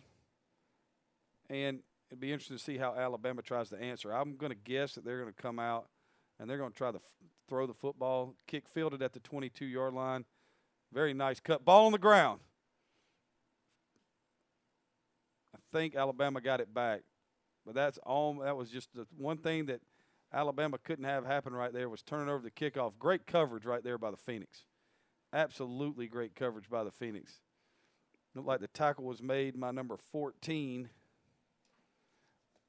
on the coverage, Tiffany Durden, and knocked the ball out. And so the Fire will start 1st and 10 right here at their own 32-yard line.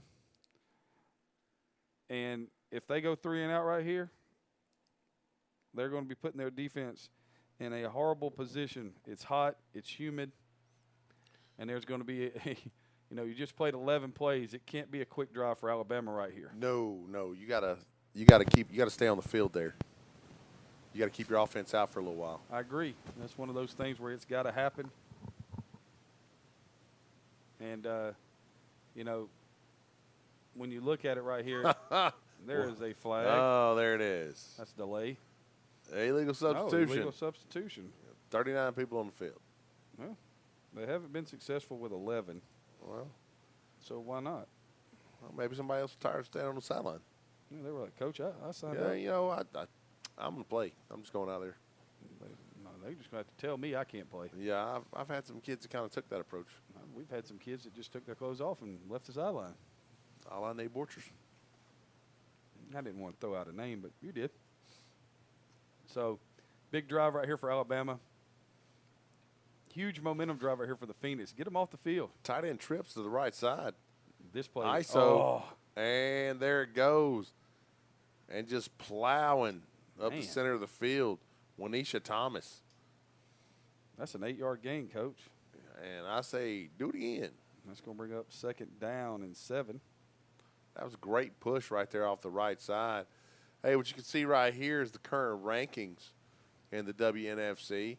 You see the Texas Elite at number 1, the Atlanta Phoenix at 2, Utah Falcons at 3, the Seattle Majestics at 4, the San Diego Surge 5, the Nebraska Nighthawks at 6. Billingsley under center, I backfield, give, same play, and they're driving forward and going to be a pickup of what looks to be about 3. Yep. So it's going to bring up 3rd and 4, Coach. Well, you started at 1st and 15. That's pretty good. Yeah. You ran the same play 2 plays in a row. Well, here's the thing. I think the pass scared. I hate to say it that way, but I think that long pass scared the Phoenix. They've changed the way they're playing up front now. It's there's not as many people in the box, not as much man coverage. They're not rolling anybody down into the box to get that extra advantage to stop the run, and Alabama wisely has gone after that. Now, the key is, are you going to be able to trust yourself down 15 points to continue to do this for the entire second half? Well, one of the problems a lot of teams have is coming out of their game way too early. Yep. You come out of your plan too early because right here, you're 2 big plays away from being back in the game. And we've seen the Phoenix drop it on the ground. There's the pass from Billingsley It's out. tipped. And that's going to save them. Although it was great coverage by the Phoenix right there. But I don't think that she was throwing it to her, Coach. I think she was throwing it to the tight end that released in the flat that nobody covered. Number 15 was standing in the flat with nobody around. The receiver around. was bracketed, but nobody was on 15. You're right about that. Nobody. And it's the same play they ran early in the game very successfully. Now, they look like they're putting the punt team on the field right here, but I would be really wary of this. It's 4th down and 4. I'd make sure I was watching the football.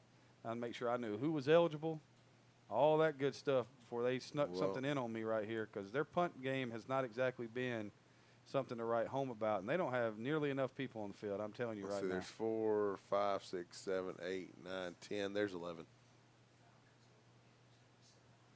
Hey, a score update. The Utah Falcons up 27-0 over the New Orleans Hippies. Fire punt, low snap, and got it away. Caught in the air, though. And that's Toombs on the return. Great coverage right there by the Alabama Fire. Nice tackle by number 55, Kimberly Thomas of the Fire.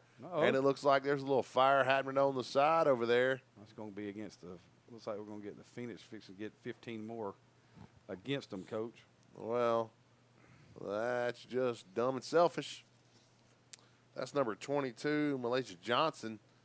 Looks like she was mixing it up with somebody over there. And with any luck, this will offset. That'd be nice. But don't know if it's going to or not. Who's next to join? Right there you can see the states where the WNFC currently has teams. Nationwide, soon to come. We're missing some teams from the Northeast, Coach. Maybe a little bit in the Midwest. Yeah, it'd be nice to pick up some teams from there. It'd be nice. So we got unsportsmanlike, and it is offsetting. Uh-oh. They kicked somebody out. I'm thinking that's number 22. She's out. I think they kicked both of them out. And number 2. Oh, that's a huge blow. Wow. To the Fire. Wanisha Thomas is thrown out of the game. And number 22, Malaysia Johnson, if I'm not mistaken, was the Phoenix player who was ejected.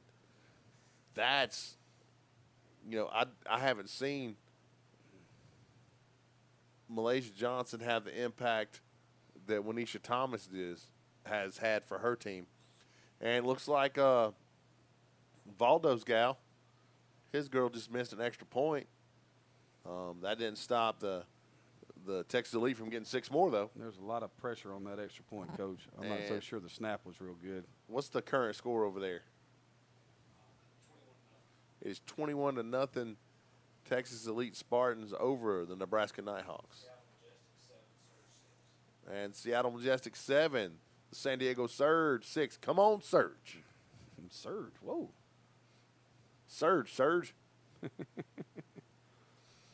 So just like what we talked about, who called timeout? Oh, wow. And it's the Alabama Fire timeout. They are down to 1. And that might be important in a 15-point game as we get closer in the fourth quarter. Time for a third quarter come to Jesus meeting. Tent revival on the sideline, Coach? Yeah, you're down by 15 points. You're trying to rally the troops right now. And your best player just got tossed, and you got to tell everybody it doesn't matter, that we're a team. We're going to be okay. Yeah. While the other coaches are over there crying, I don't have any plays. I haven't worked any plays for anybody else. Hey, here we go. The WNFC National Championship. It's going to be June 29, 2019, the 9 Cup at Marv K Stadium in Denver, Colorado. Cannot wait to be there. Coach, look for the fat guy with the beard at the 16th Street Mall with the orange shirt on. That'll be me. There will be a shorter, kind of similar person with another fat guy with bald hair and a half a beard, and also in an orange shirt standing next to you. All right, looks like Mutt and Jeff. Just so you know, hey, anybody coming down the 16th Street Mall, drinks are on Bo. We are not Big and Little Enos, though, from Smokey and the Bandit. We will not bet you. Wildcat, look, Coach, here it comes. Here we go, back to action. Taylor at quarterback. Bunch out to the left side for the Phoenix. There's a snap. She looks out to the left, and then she takes off. Straight quarterback draw. She has some room. She spins out of the first tackle. Don't go backwards. Don't dance. Just run. Wow. Nice run, though. Looks like it's going to be pickup of about 6 or 7. I'm going to give her 6 on that carry right there, Coach. Okay, we're going to give her 7 on that, Coach. So she'll get 7. It'll bring up 2nd down and 3 right here. Hey, your players of the week last week, because most of the Atlantic Division was off, they took 2 players from the Pacific Division. The Breaking Barriers Player of the Week. Just so you know, these ladies both get $250 cash prize and $100 in Adidas swag, which we all love. Adidas swag. Tasha Ayano had 3 interceptions. That's what I remember most. We did that game last week. Yep. Had a kickoff return. And then Martin for the Rebellion had like 153 yards rushing, just an absolute animal performance. There's a snap. Taylor throws it out to her right side, and it's going to be picked, and it's headed the other way, and they've got room. They got help. That was a block in the back right there, but they're not going to call it. Again. She stepped out of bounds, and that's Rashida Young. They should highlight the sideline for her. If I was her coach, I'd be like, don't run out of bounds. Don't run out of bounds. Because, like, I think for sure she's gone. Like, that's going to be 6. And there's 5 minutes left in the third, and the Fire on the march. But bad news, I don't know if she's just winded, but it looks like Rashida, is she holding on to her hamstring? Might be a cramp, Coach. Oh, yes. Looks like she's cramping up. And it's tough. You know, the leaner you are, the harder it is. You know, it's always tough for a lot of our players cramping up in this Georgia weather. And this might be the first time that we've had kind of weather, you know, like this. Because when I tell you I woke up this morning and took the dog out and walked out and just immediately started sweating. Uh-oh. Somebody just sat down, I think. I'm telling you, Coach, it's hot. Yeah, and this is one of those things is you haven't been practicing for it because the weather here, you know, that's what we say here in Georgia. You don't like the weather, just wait 5 minutes. It will change. Because, I mean, I can literally remember times where it was hot one day, 70 degrees one day, and it snowed the next day. Like, no joke. I'm not making this up. No, I can remember one time in March where it was hot, and then we had the blizzard of '93. Yeah, it happens. Hey, couple updates. Hey, Couple updates. Seattle Majestics are up on the Surge 7-6. Once again, if you're very interested, you can try the score stream and gives all the information what you're looking for. The Texas Elite are over the Nebraska Nighthawks. That game is live on YouTube. It's doing their best they can with the situation at hand, and Elite looks like they're heading down to score again to increase the lead to 28-0. And the Utah Falcons are over the Hippies 27-0 in the first half. Once again, I'm Bowman Mike with Adam Collins and Craig Chapman. Next week, we are promised one heck of a weekend across the league. Probably the ideal matchup is number 1 versus number 2. If everybody stays serve right now, we're going to have 1 versus 2. That's the Atlanta Phoenix traveling to Texas. We saw number 1 and number 2 last about 3 weeks ago, and I will tell you the Elite Spartans took advantage and took down the Utah Falcons, and it was a thrubbing of massive proportion. Very surprised how much that took place. We'll have probably, I would say, my guess, about 5 games or 4 games streaming out of the 5 that's occurring right now. So we hope you enjoy tonight. Happy Mother's Day to all the mothers tomorrow. But most importantly, next Saturday is probably going to decide the 1 and 2 seed for the Atlantic Conference. And as long as Utah continues to hold serve on their end, they should be the one. It's the Seattle and Surge battling it out, really trying to figure out who's going to be sitting in there on that 2nd and 3rd seed going into the playoffs. And I'll get this off, and we'll get ready for action. All righty then. I give you a chance just to breathe for a second, gentlemen, just to check. I can't wait till you ask about the Mother's Day stories. Nah, I don't know if that's even going to come up with my brain tonight. Well, another one I'd tell. All right, well, I'm glad. I look forward to that. Here we go. Here's the snap. Billingsley on the give off the right side. Okay, she's going to bang her head. Oh, my word. Wow. My goodness, just right off the right side. Where is the Phoenix defense? It's just 21-6 in the 3rd quarter. There's a couple minutes remaining. This is still a game. Yes. I mean, this is definitely not far from over, and they're doing a great job. Yeah, it's not time to pack up and go home yet. No, not at all. Whether the heat or anything else is bothering you, you definitely don't want that to be the case. Glad once again for people to join us through Seattle. Sorry, Seattle, that we could not find a way to stream your game. We'll do our best to continue to have updates. If you have updates, feel free to give that information across on Facebook. We're watching your site as well, so any information that you have is great. No, you can't play this offense in this defensive alignment. You're outnumbered. There's a snap. Touchdown. Billingsley throw across the middle. Dropped. And she throws it on the ground. She went volleyball on him and spiked it. This is very similar to the first game of the season as well. Alabama, early in that game, spent a lot of time in Phoenix territory, and we lost the mic. There we go. We're back. And, you know, they had a touchdown in that game that they dropped. They just dropped a touchdown right there, Coach. That was going to be I think if that's not a touchdown, it's on first the and goal goal. line. Right. You know, so, you know, we can you know, split hairs on that one way or the other, but Speculate. you got to make that play. and have they threw you for got to catch. I mean, right now, the Fire needs to make plays. And there you go. And there's the defense. Much better. That's no gain right there. That's going to bring up 3rd and 10. Nice play by Terrence Stringer right there. But the thing is that you're looking at this and you're not really playing in the dominant fashion that you have played this year. Hey, score update. The Surge are surging. 12-7 over the Majestics. And, Coach, I just want to let you know I backed your play this week. Well, I said the Surge would win. I appreciate that. I figured that. You got to back your brother's play. That's right. I figured that them being at home, I wouldn't be contrarian this week. I would stand by your side. Well, and there's play action right there. Billingsley looks across the mid. That's got to be picked. Okay, it's picked, but I don't know how rattling the receiver around like a pinball is not pass interference while the ball's in the air. So that's going to be a turnover. Unless there's a penalty, I don't see one. That ball picked by number 15, Brandy Pringle. She's had a good game offensively as well.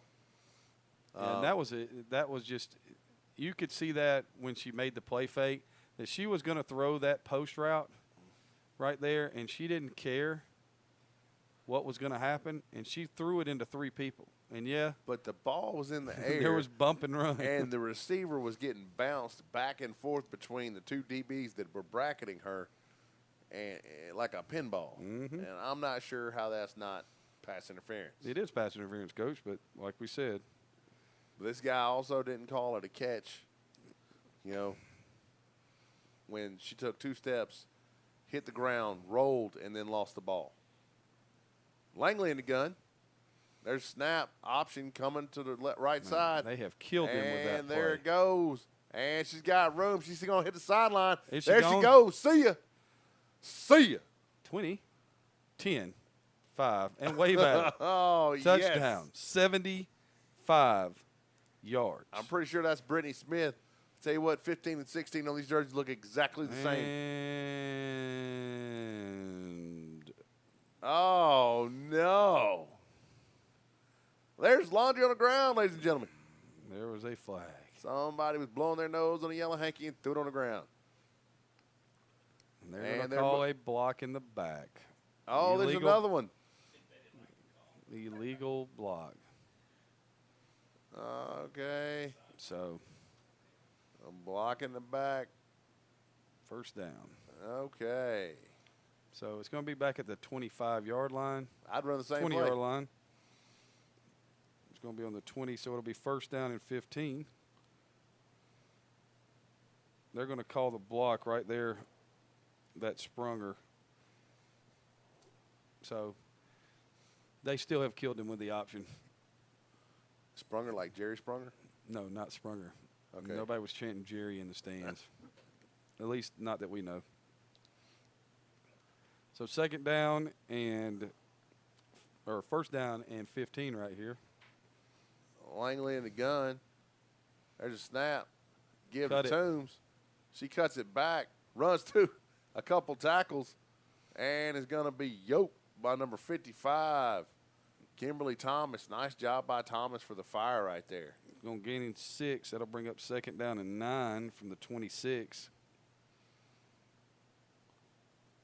And if the Phoenix would go to a heavy diet of that right there, Coach, the game would be over. I mean, don't get caught up with trying to throw the football right here. Just don't do it. Yeah, they called that on Mosley. Got it from – It was weak, but, I mean, it was a shove in the back. It was weak, but it was a penalty. I mean, it wasn't much of one. If the sad part is if she had just stood there, she would have gotten the same result. Uh-oh. And there goes Toombs. Cut it. She's running. Stay off. There Keep you going. go. Just There it get in is. front. And Young's going to catch her. At the 10-yard line. Um, She might be tired, Coach. she's having a big game. She's earning her money, too.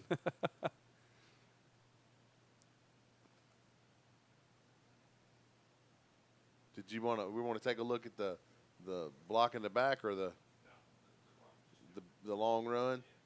The 64-yard run. Yeah, that was really nice. Toombs had a big run right here. My bad. There we go. Sorry. All right. The cut is amazing right here. Right here, it's all booked up right over here on the left side. See, there's a whole crowd right there.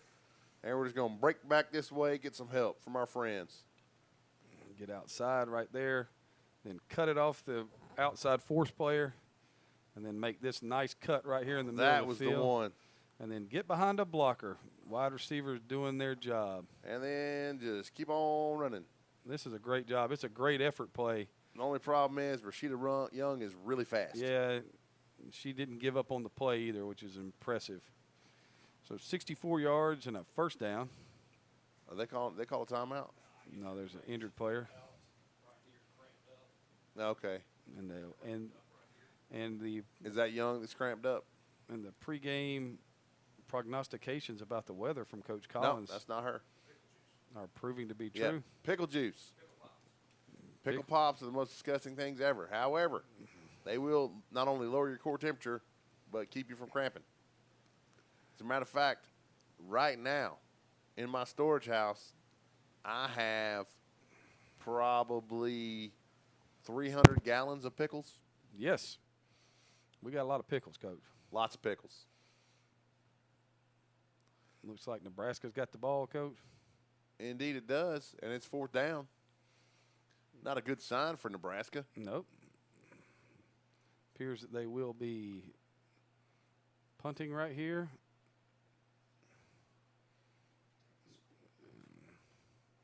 Score right here is 21-0. There's the punt. Short punt. And it's bouncing around. And it will be short of the first down as well. Hey, some score updates right now. The Phoenix up 21-6 over the Fire. The Texas Elite Spartans up 21-0 over the Nighthawks. The San Diego Surge up 13-7 on the Seattle Majestics. The Utah Falcons up 27-0 over the New Orleans Hippies. Utah Falcons scored 60 points last week and then spent the whole night at Bourbon Street for this game. Man, that's awesome. Anything on the Prowlers and the Bandits yet, Coach? Well, hopefully we're going to get back to action here. We're about to get back to action. It's got to be late here in the third quarter. Phoenix driving down here. Now, we talked about it being a 15-point game. You score right here and and it gets to 28-6. And I won't pat myself on the back and say my prediction was 28-7. But it'd be pretty close. You know what I'm saying, Coach? Langley. Counter. Deep handoff. Touchdown. Oh, nice tackle. Good job right there. Nice play by number 4, Katrina Fincher. If you remember, she's the one that had that long touchdown for the Fire.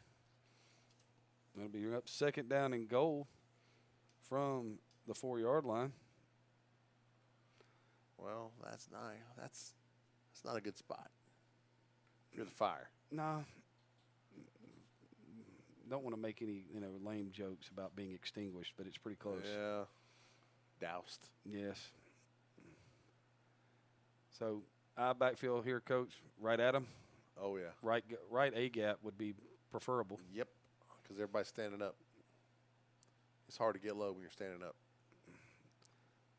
There's a snap. Give to the fullback. That's going to be swallowed up. Good job by the Fire defense right there. It was. That was not what I was expecting. And there's number 53. Again. Chardonnay Jenkins. So it's going to bring up 3rd and goal now from the 5. And that will be the end of the third quarter. So at the end of 3, the Atlanta Phoenix 21, Alabama Fire 6. This game going about like you thought it was going to go, Coach? Yeah, I need them to score 2 more touchdowns, though.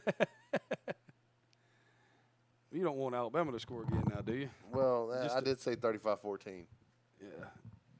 It's funny, we've put all this stuff on and made our predictions tonight. Hey, we're going to get a quick word from our sponsor. Adidas. Looking for the presence that he knows is coming. People, we're out here, heart and soul.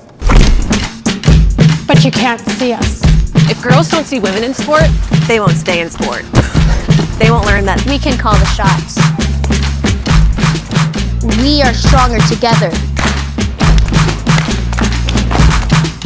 The world is ours for the taking. she belongs on the track, the field, the ice, and on the court.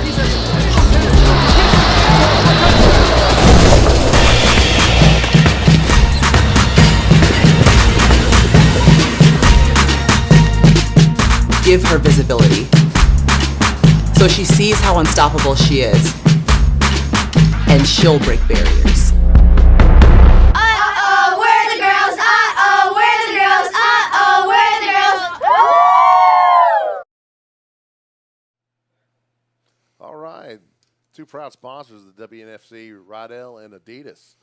Hey, right now for Alabama to climb back into this game, they got to have a stop right here. Yeah, That's where you have to start. you start right here by it's it's 3rd and goal right here. Hold them to 3. You hold them to 3, something like that. But what you got to do is, after you do that, you've got to score quick. You got to attack down the field in the passing game. And what was such a good thing for them in the first half, and this is a touchdown. Yeah, that's just – oh, geez. They were playing tackle, not two-hand tag. Yeah, and that's Brandy Pringle. And this is the definition of walked into the end zone right here. Is that – no, that's Smith. That's mean, Brittany Smith just going to trot into the end zone right there. I mean, that was – it didn't even look like she was running hard. But everything right there was blocked really well, Coach. We being honest about it. There's another Alabama Fire We've got player now. cramps again. It's going to be it's going to be that way for the rest of the night too. Yeah, because once it starts, it just keeps happening. Yep, and it becomes contagious, especially in a 28-6 game. That's going to be one of those things that spreads like wildfire. Oh, yeah. But still, if it's 28-6 right I think here, Alabama's probably domestic fire. perhaps. But at 28-6 right here, Coach, if you're Alabama, you got to go back to what was successful for you in the first half. I'm looking at it right here. They threw for 104 yards in the first half. They've thrown 3 passes in the second half. I don't understand why you're not sticking with what was successful. I don't get it. They had a good run where they had some plays that were pretty good in the running game, but when you're down 15 points and you're not getting the big chunk plays, you got to be able to versify your repertoire. All right? Diversify. Yeah. So being able to be multiple in what you do makes you much harder to defend. Hey, shocking score update. Texas leads Spartans 28. Nebraska Nighthawks. And that juggernaut just keeps on rolling. God, they're so good. They are. And the Majestics jump back in front of the Surge. Oh, they're up 14-13. No. That was Curse you, Seattle. That was very Beavis-like of you, Coach. Snap, touch, and it's up and through. Hammered. I mean, from week 1 to right now, I can tell you that the kicking game for the Phoenix has made a drastic improvement. I mean, this thing is automatic now, and that's how it's got to be. And to the point where it could win them a game against competition where you're going to be in a fourth quarter game where it's not 28-6, or it's not 50-0 or 60-0 like it has been against North Florida. You get what I'm saying? Right. This is going. They're pretty soon. There's a close game coming next week. Pretty soon, there's going to be a team sitting in front of you that's going to be up to the challenge, and 28-6 is not going to be a thing that you see. Right. So that's when you got to look at the Score Sports. What's next? That's right. And I'll tell you what's next. We're going to see the North Florida Pumas at the Alabama Fire. I'm going to say the Fire wins that one. I'm going to concur. The Phoenix at the Texas Elite. That's going to be a great game. A barn burner. The Las Vegas Silver Stars at the Denver Lady Bandits. I'm going to take the Silver Stars. By 30. The San Diego Rebellion at the Los Angeles Bobcats. I'm going with the Bobcats. Okay. And Williamson dumps that one. Drives to the 15. Coach. Young back to the 15-yard line. She's coming around the left side, and she runs out of bounds. At the 36. That seems to be a pattern. Again, she's so fast and such a good player and manages to be wide open, and I think, okay, that's it. She's going, and she steps out of bounds. You don't want her to step out of bounds? I'm baffled. You would not like her to step out of Well, bounds? while I am partial to Atlanta, I will admit that. I do like to see players do their absolute best. And, that's why I was so peeved at the call from the referee on the catch, because that was a pivotal, when you look at this game, that was a pivotal moment. Yeah, it was. A pivotal moment that could have changed the way this game went. And, uh-oh. Yeah, they snapped it before anybody was ready. Quick throw right there. And gain 2. 2-yard gain. I'm not sure why nobody was ready. But everybody was standing there, including the referees. They were all like, oh, yeah, here we go. As Don Tyre would say, they were standing there with their teeth in their mouth. Oh, they called the illegal substitution. So that will bring up first down and 5. That's always helpful. It is. So now we know why everybody was kind of standing there. Yeah, that explains it. Because trying to get people on and off, I guess. Exactly. Now it looks like we're ready to go at first and 5 right here. Ball at the 41-yard line of the Fire. Billingsley in the gun. There's a snap. She drops, looks left, lets it fly. Picked. And it is picked off by Carla Odom. And there she goes, rumbling, bumbling, stumbling. She's got a convoy out front row. Yeah. And she introduced herself to the defensive backfield. And it was an introduction that wasn't hello. Is everybody okay there? I think so. Took a long time to separate them. And that's going to bring up first down and 10. And Atlanta is right back in the red zone, Coach. And here comes that 35 mark. The Hippies are on the board, folks. Excuse me? It's 27-6 Utah right now. The New Orleans Hippies are in the end zone. And somewhere somebody in Denver is going, what?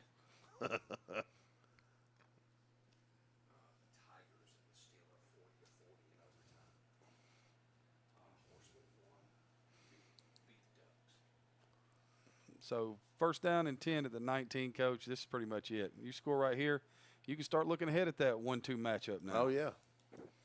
This is going to be – we're going to run the football right here. Langley under center. Offset backs to the right side. Turning the corner. Around the edge. Nice cut. Fight touchdown. Through. And that's Wheeler. And that's 19 yards. And she says, keep feeding me the ball because they don't want to tackle nobody. And they don't. Now, at this point, you're just, now it's 34-6. You're just ready to go home. It's academic now, Coach. Yeah, you're just ready to go home. We're just keeping stats now. That's all this is. I mean, they're exhausted. They've, it is one of those things where they had their shot early in the second half when they were down 15. Or, excuse me, they were down 8, right?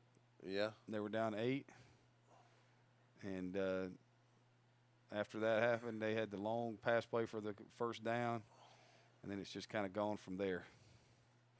And we're going to get delay a game right here because I don't think the kicker was ready. No. Williamson was over getting some popcorn. There's a snap, high snap, brought down, good, nice hold. And hammered right through again. Nice hold, good job. And like we said, it's become automatic.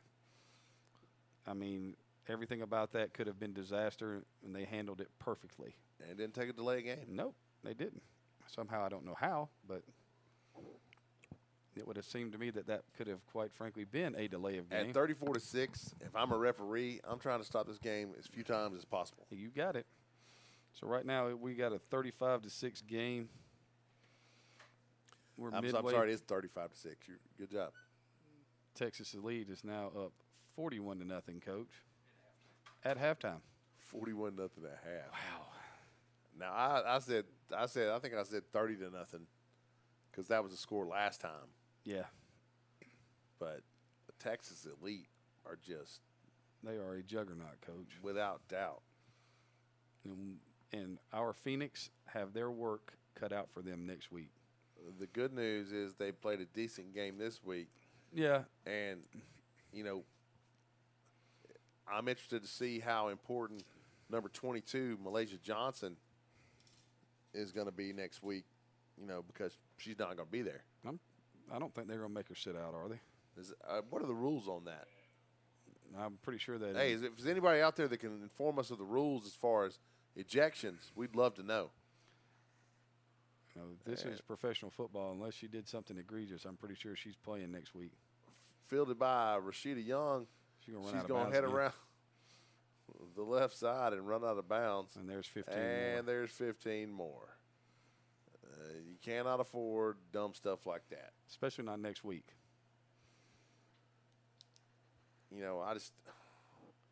To me, that extra shove out of bounds, why? Mm-hmm. Just why? I don't understand. So we're going to see where this ball gets ultimately spotted at right here. It'll be 1st and 10. Hey, for those of you out there taking a listen, let's talk some football. Give us a call at 770-855-0204.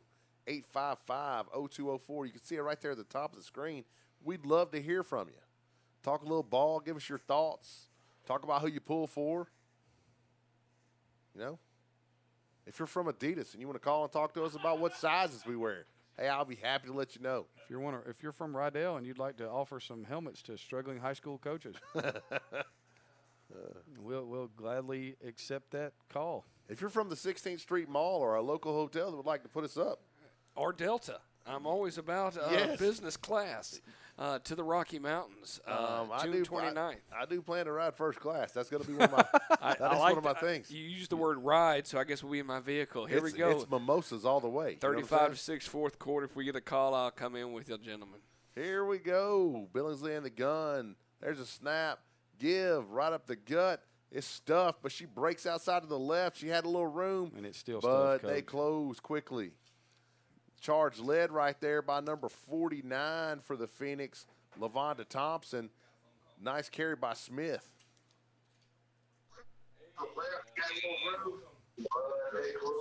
Hey, good afternoon, or good evening.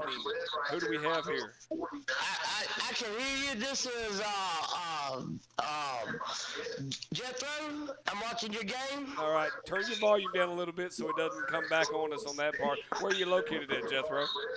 We in Jacksonville. All right, Jacksonville Dixie Blues? No. North Florida Pumas. Not Knoxville, North Florida. Well, y'all got a big game next week against Alabama. So we do. Yeah. We do. We got a real big game, and we're not taking it lightly. And I heard you say that we got, we might be counted out, but I just want to let you know right now. Them North Florida Pumas, they getting ready and working harder every day. Well, hey, we look forward to seeing you next week. Thanks so much. All right, thank you. Well, I mean, and it's nice to have somebody like the Pumas kind of join in and say, hey, they're sitting there watching the fire. It's almost to a point that, hey, what are they going to have that opportunity to do that? And it's not good to get her injured. I hope up it's 35 to 6. Oh. Is it a cramp? No, it's an ankle. Yeah, because she's hobbling for it's that. It's an ankle. Number 75? 79, that's Sania Carlton. She's huge. Not good. She's a force in the middle. Not good at all. I'm going to go with this a cramp until I find out otherwise because I'm going to keep positive thoughts right here. Was it 75? Was that Aaron Murphy? I saw 75, but I mean. Okay, I can't see anyway. It's okay. So I mean, anything you see is 79 or 76. I mean, I understand that, man. It's okay. But, I mean, I like that somebody from Jacksonville is watching the game, knowing that they got their opponent coming up. And the reason it's so important is Alabama is playing North Florida over the next 3 weeks. They're playing them twice. And it's really going to define who's going to be the 4th seed versus who's going to be out of the playoffs. Well, I mean, I don't know. Nebraska lost today. It's going to be very interesting to see that whole 3 and 4 setting. Oh, she got touchdown. Oh, no. Oh. Come on, you got to score fire. Yep. They're trying to, make it 35-14 like you were trying to call it. Listen to you. Let's go fire. I know. Nothing better when you're sitting there going, hey, let's play the odds. Hey, if they score, it's nothing worse when you start going naming a score, trying to figure out if that's what you need point-wise. Well, Hey, when you said, whatever I see is 79, did anybody else have that song coming to their head? No, 69. Whatever it is, I think I see. No, that was just you, comes man. a 7-9 to me. Somebody's trying to figure out if that's really the words. it's actually Tootsie Roll. I know, but somebody's like, hey, is that really the words? I'm not sure if that is. It's actually Tootsie Roll, and I know that because my father majored in eating those. Tootsie Roll Pops, chocolatey Hey, cute. best thing your mom ever did, Craig. Think about that. I'll go to you after this down. All right. There's Billings in the gun. There's Snap. She looks left, comes back, throws it deep to the left, and incomplete. It was intended for Smith, but that wasn't going to be called by Smith. Best mom story, Craig. Go ahead. All right, mother-son baseball game when I'm 10 years old and was the best player on the team. And my mom decided that she would show me up because she could outrun me because she was a Clayton County champion when she was in school. Right. So she shows up to the mother-son game, and with the bases loaded, she carves me up on 3 pitches, strikes me out, and then the next inning as I'm on the mound, she hits one in a tree off of me and just laughs the whole way around the bases. It was beautiful. She still ribs me about it today. Picking on a 10-year-old, is that what she says? No. That's her highlight? That's good. No, it was great. Oh, my goodness. Taught me some humility because I thought I was really, really, really something special. And it was great. I still laugh about it today. Best moment there, Mr. Adam? It was picture day my senior year, and she shows up and waited until after pictures were over because I was like, hey, where's Dad? And she was like, yeah, you don't worry about it. He's not going to make it. Let's just go. My father had been arrested, and she didn't want to tell me.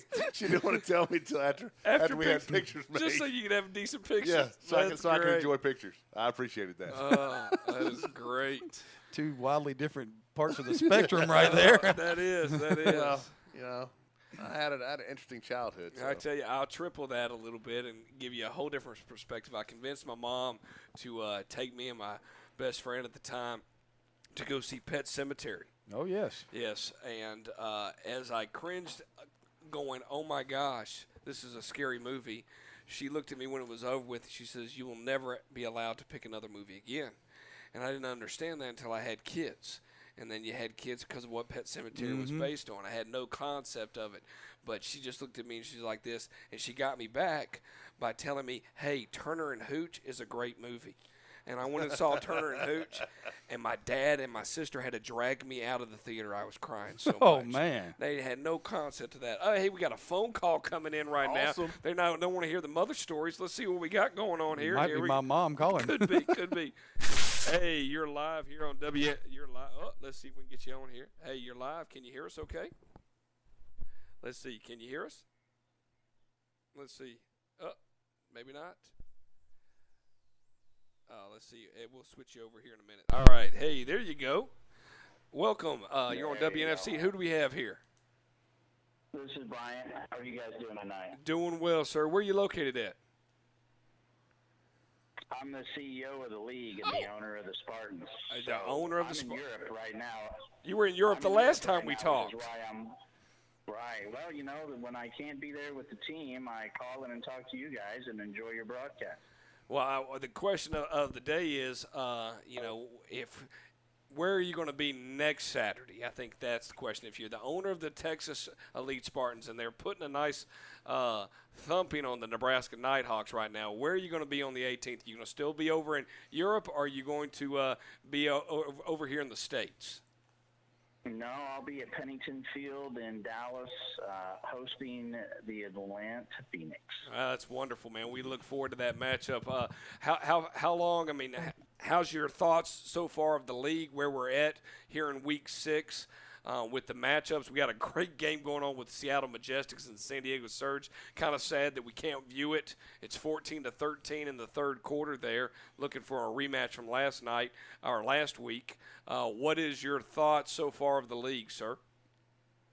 Well, I think things are going pretty well. I mean, there's been a lot of great matchups, even though, sometimes the one issue that you have between the top teams and the second tier of teams that you run into really is a problem of depth. I mean, when you look at teams like Texas, you look at teams like Utah, I mean, these are 50, 55-person rosters.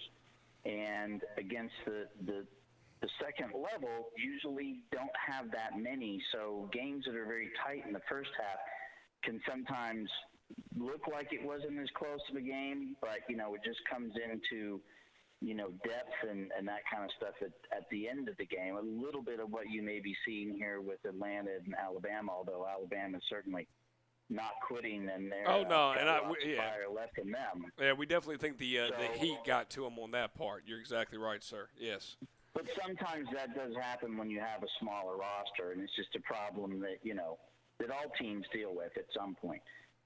Out in the West with Seattle and San Diego, I mean, everybody knew that was going to be a shootout. Those are two great teams. LA Bobcats are doing well. I think you're going to be surprised. I think Phoenix is going to do pretty well. Phoenix Prowlers are going to do pretty well against Denver. New Orleans scored on Utah, so that's probably, I mean, they're all good games. Right. Obviously everybody loves the number 1 versus number 2 matchup. Okay, we get that. But, there are good games up and down the schedule, and that's what we want to see. The level of play and the competitive games is really what's the key. Right, I definitely agree. Well, we think you have put a great product in play right now. We appreciate watching these games more than anything. We're glad that you're able to call in on us. Any last thoughts before we get out of here? Well, I think you just got a pass interference penalty, which may put Alabama in good shape. But, no, I mean, we appreciate what you guys are doing. And, next year we should have all the games streaming. The U-Screen setup should be rolling. I think, everything's kind of a work in progress to get it going, but you guys are doing a great job. And, it's going to be better next year because we're going to be bigger and have more teams, so there's going to be a lot more to watch. Oh, definitely so. Thank you. You be safe. We look forward to seeing you on next Saturday against the Atlanta Phoenix. It's going to be a very interesting matchup. We look forward to hopefully maybe you can get a chance to talk with you then. Thanks so much. Be safe coming back over to the States. You bet. You guys have a good rest of your evening. All right, bye-bye. Touchdown. And just like that, we get a touchdown. Come on. Go for 2. Listen to you trying to get the point spreads here. Quick update on the score. The Falcons 41-6 lead now. They've increased their lead by 2 more touchdowns. We are coming close to the end of the fourth quarter. We do appreciate anybody when individuals call in. It's always wonderful to have that conversation. I am curious to see how our young lady that was pregnant, how she's doing, being a mom. I'm trying to think of her name. No, Madison, Candace, Claire. Yeah, Kathy. Yeah, no, brain's tired, man. I do what I can. Sometimes I'm not a real smart man. I understand that. So. But I know what love is. Yeah, all right there, Jenny. All right there, Jenny. All right. 867-5309. I know. They're not doing you any favors, Coach. Go for 2. No, they're working on their field goal. It is third. Go for 2. Listen to you, so funny. All right. Hey, you cut him off before I could talk. I was going to tell him I was looking forward to seeing him in Denver. I know. I didn't. Oh, there it is, Coach. Come on, catch it. Yes. Oh, she dropped it. Come on. Come on. And for those of you at home trying to figure out why I'm freaking out right now, I called this game with 35-14. And I just need something to come true. That's all. That's all you're looking for. And with that, you get 35-12. You're off by 2 points. God. So you do not win the major money pot tonight. It rolls over to next week. There we go. For those of you that don't know, we put $500 a week into a pot. And nobody's ever guessed the exact score. So so it's up like $10,000-$12,000 now. Nobody in here ever has $500. Right. I mean, it's monopoly money, but it still matters. It's an IOU. It is. It's free back rubs. That's what I call it. It's back rub time. It's got pictures of our faces on it. There's Yes, it's like Mother's Day when you give them the free coupons and you say, hey, I'll clean the house for free or I'll make you dinner. You know, little free coupons, always nice. It was funny that you said your mom allowed you to pick the movie Pet Sematary. Yes. Because my first date was that movie, and my mom drove me there. Did she go to it? And she sat in the back of the theater, and when the movie was over, and every one that was in that group that went with us, I think you remember you telling me the she story. She snuck down and got behind the seat, and while the credits were playing, she jumped up and went roar, and growled and scared all of us to death, and embarrassed me greatly. Yes. Yeah, I took a girl on the first date to see From Dusk Till Dawn. Okay. Stay inside. That came out. There goes Toombs. There she goes. All the way. She's gonna run out of bounds. That was smart. Yeah, don't save yourself. Don't get blasted. But it's not a great first date movie. You sure? Because when Selma Hayek got naked, I was like, this is getting awkward. Oh man. Selma Hayek's a handsome woman. Jake Metters just got very upset at you. First down and 10 here at the 37. Well, I mean, everybody can agree she's good looking. She's good looking. I mean, that's a fact. Hey, you said it. I didn't.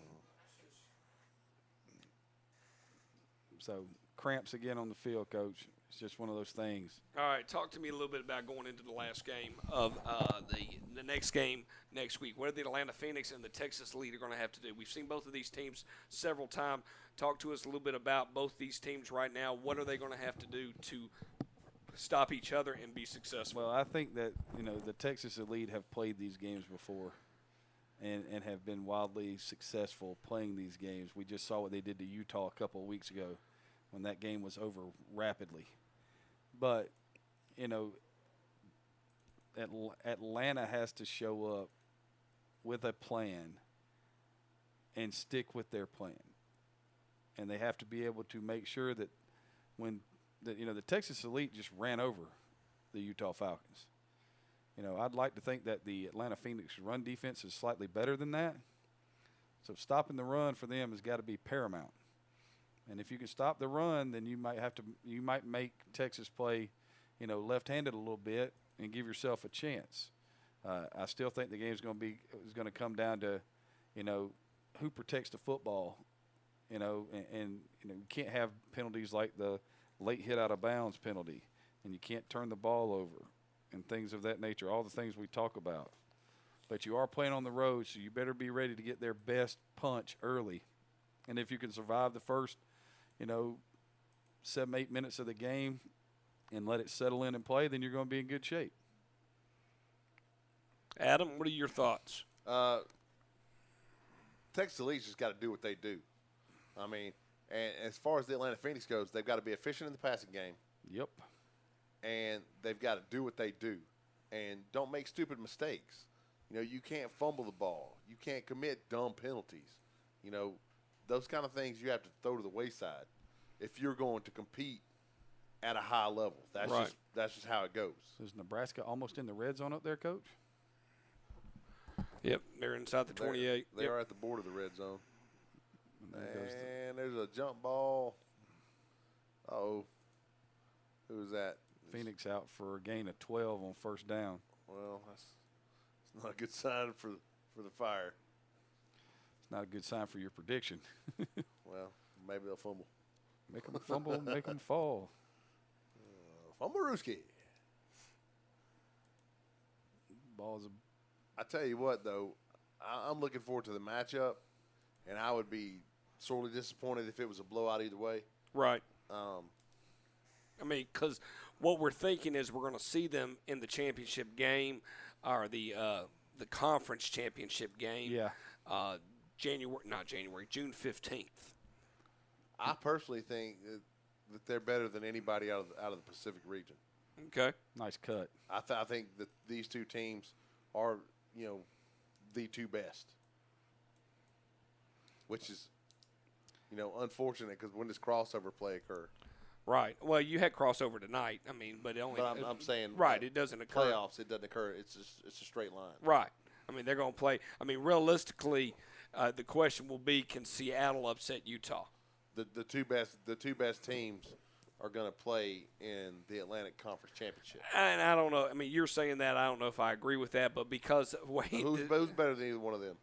Right now, right now, who's better than either one of them? It was a very interesting game to begin with in Atlanta. I mean, it was 14-6 at half with the Fire. Granted, they're coming off a 2-week. I understand, and they've done their best to add their points right here.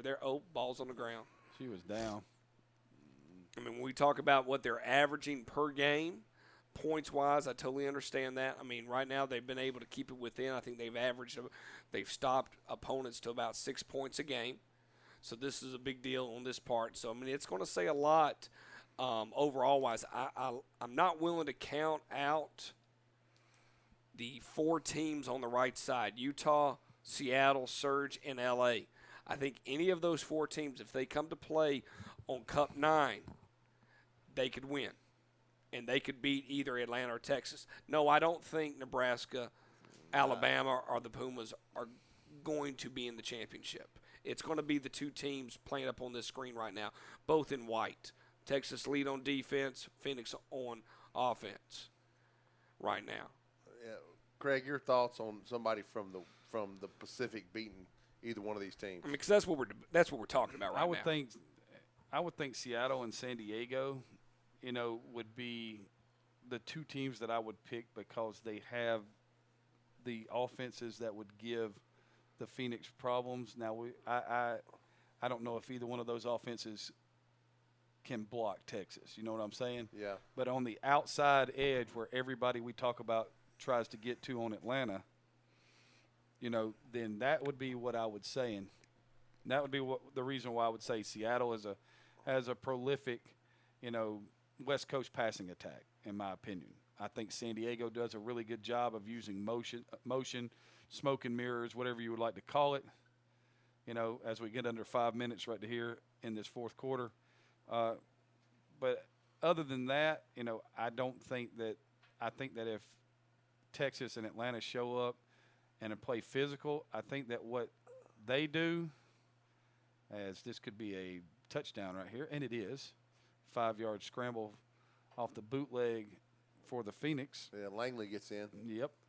Hey, can we see the remaining schedules for Seattle and Utah? Or Seattle and San Diego, I'm sorry. Well, here's another thing, Coach. What does Utah run? They run the option. Yeah. All right.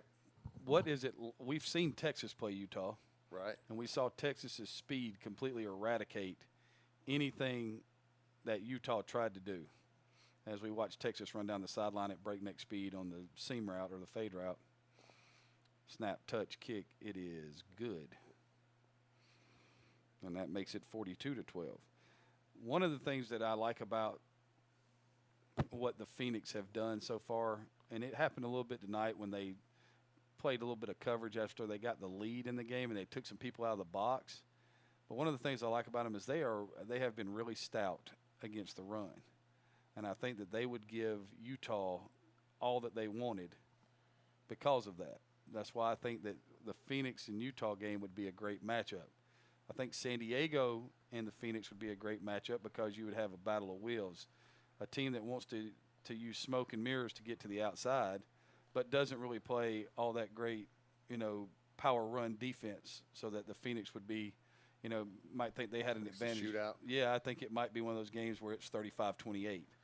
I think the games would be really interesting. Now, I don't think the Fire, I don't think North Florida or any of those teams could go and play with San Diego or Seattle or Utah, but I think Texas and Atlanta are just as good as anybody in that other conference. Well, a quick update, Coach. You were asking that one particular question of what Seattle and San Diego Surge have left. They're off for 2 weeks. They go on a 2-week break. Their last game is the last week of the season, June 1st. They're playing the Seattle Majestics are going to go play the Rebellion. And the San Diego Surge are playing the Denver Lady Bandits. See, how did they not have to play the Falcons in the same side? I can't. Other than see that well, because there was a crossover with New Orleans. Maybe they were doing with. I understand. It sounds like home cooking. Well, it's logistics too. That's true. I mean, they're trying to look at logistics from a traveling perspective. It's easier from a Utah to go play the Lady Bandits. So Texas can get to Utah. Yes, but Utah can't get to Seattle. Financially, it's better to go there instead of going there. So you keep everybody, because nobody in L.A. and Seattle played everybody in L.A. and Seattle played each other. Okay, the Bobcats played the Surge and the Rebellion. And they even played, I think, the Denver and the Prowlers. I know. I hear what you're saying. It sounds like schedule cooking to me. Well, I mean, they're going to see each other. The first matchup, if things begin to hold serve a little bit, you're going to get Utah versus Lady Bobcats. And you're going to get a rematch between Majestics and the Surge. Okay? I think that's what we'll see. And then we'll see, it's hard to say until things check out next week with the Pumas and Fire. Well, with the neat thing is the Texas and the Falcons, right? Or the Phoenix. Part of me, I'd love to see the Phoenix Texas play again. Did they? Yeah.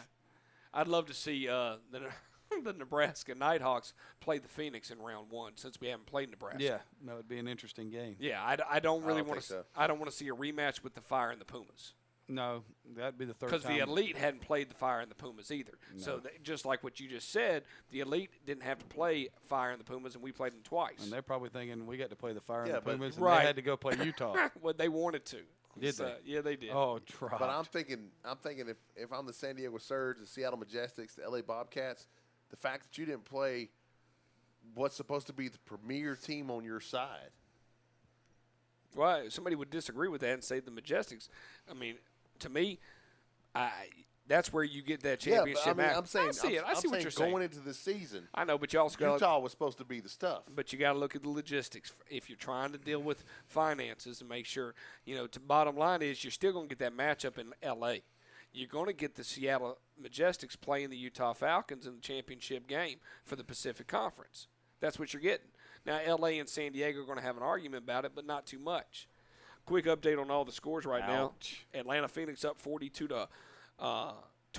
Just got a fumble. About 3 minutes remaining in the fourth quarter. The Majestic still up on the Surge 20-13. The Utah Falcons 41-6 over the Hippies. And we're still looking for any information that we have on the Prowlers. Don't know if that, because they kind of came off the don't know if that game actually took place. And the other game that we're looking for is we know what the score is here. It's 48-0. Texas Elite Spartans over the Nighthawks. I'm really shocked by the Seattle score. I thought the Surge at home would win that game. Well, it was a great game last week. It came down to that fumble that we showed on the broadcast. How much time is left? It's still in the third quarter, but it's score scream. So, I mean, it could be delayed just a little bit. We'll be bringing a couple broadcasts to you next week. We definitely look forward to you tuning in with us. We appreciate everybody hanging with us. We will watch till the end of the Elite game. Once that game's over with, we will, call that till the end, and then we'll bid everybody adieu. Talk to me about the players of the game for the Phoenix over the Fire here. Who would be – we have not had a breaking barrier Phoenix. Is there somebody that really stood out here tonight for the Phoenix that possibly could give them a breaking barrier? I would say Renika Toombs or Brittany Smith, one of the other. I would say Toombs. Toombs was a difference maker when she started touching the ball on offense. She sparked it. I mean, that was a nice run. I mean, down the sideline she went and then got the drive. Yeah. To score the second touchdown in the first half. That was all. That was her. That was her. Just 6 runs back to back to back. Yep. And just it was just we're looking right now. I'm just kind of updating these stats. They're getting close right here to 3 bills. On running, rushing the ball. Wow, that says a lot from the offensive line perspective. Oh yeah, they played well tonight. That putting that whatever speed option look in, that's been really good. How many flags will get thrown out on that There's play? That bucket of flags again. We expected rain today, and the yellow rain is falling. Yes. Got you a Home Depot bucket running down the sideline full of flags. And that is full of flags. That's going to be a hold. And it's going to push it back. Well, it'd be very nice next year if every single game was streamed in a matter of HD quality that you could get, and it would work. Oh, in the sense to be able to allow everybody to watch all 5 of these games that are on right now from an HD perspective, to be able to do that. That to me is a plus. It'd be great to be able to talk about them. Yeah. And, so I think what would have to happen is we would have to visit each facility You're during so spring to kind of get an idea. Meet some players, meet some coaches. Really sit down and talk football. We'd be doing that in the fall, and I know that we don't have nothing. I am well taken care of in the fall, man. You and I both. So it just I'm just riding the clock. Now that we got admin over here. I hear you, but the summertime, the winter time would be fun to take some trips around and talk to them. Well, that'd be a perfect time. Yeah. Oh no, I'm not gonna lie. That'd be interesting. So it would. I've never been to Seattle.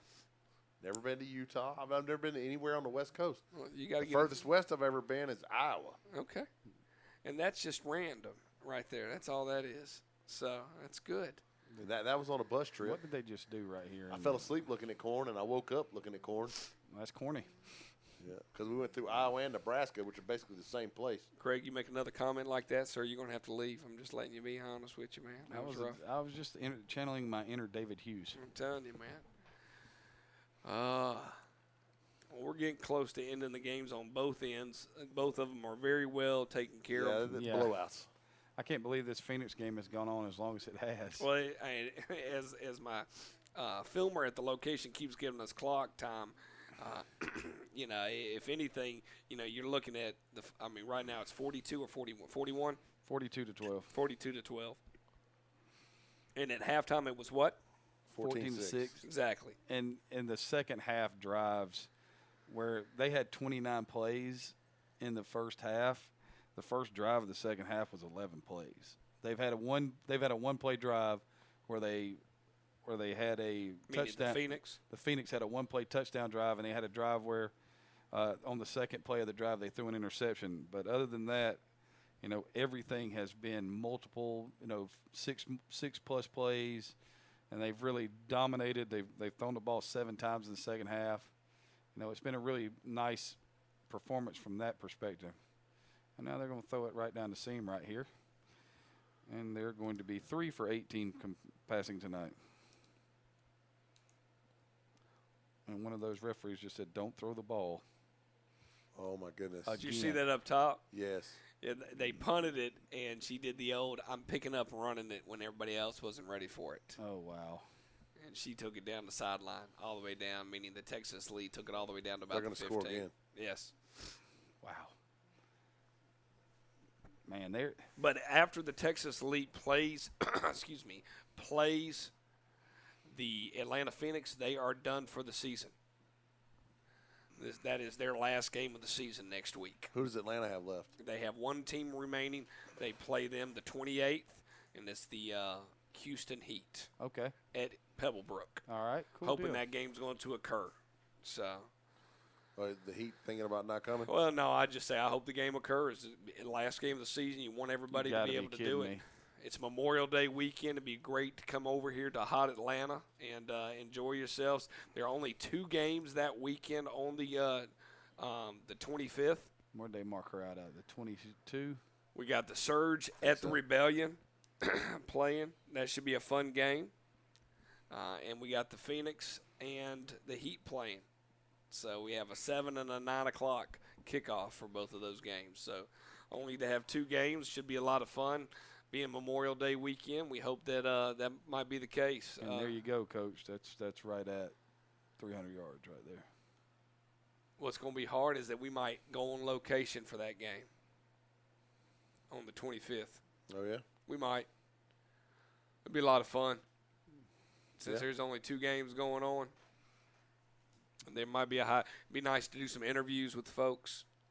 So if that actually game gets, I could see us packing up and going, and enjoying ourselves, kind of doing a what is it called, throwback, preparation for the championships. Yep. Get the drone out, have a little fun, do some sideline camera work.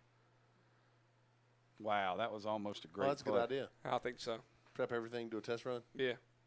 Before Denver. Yeah.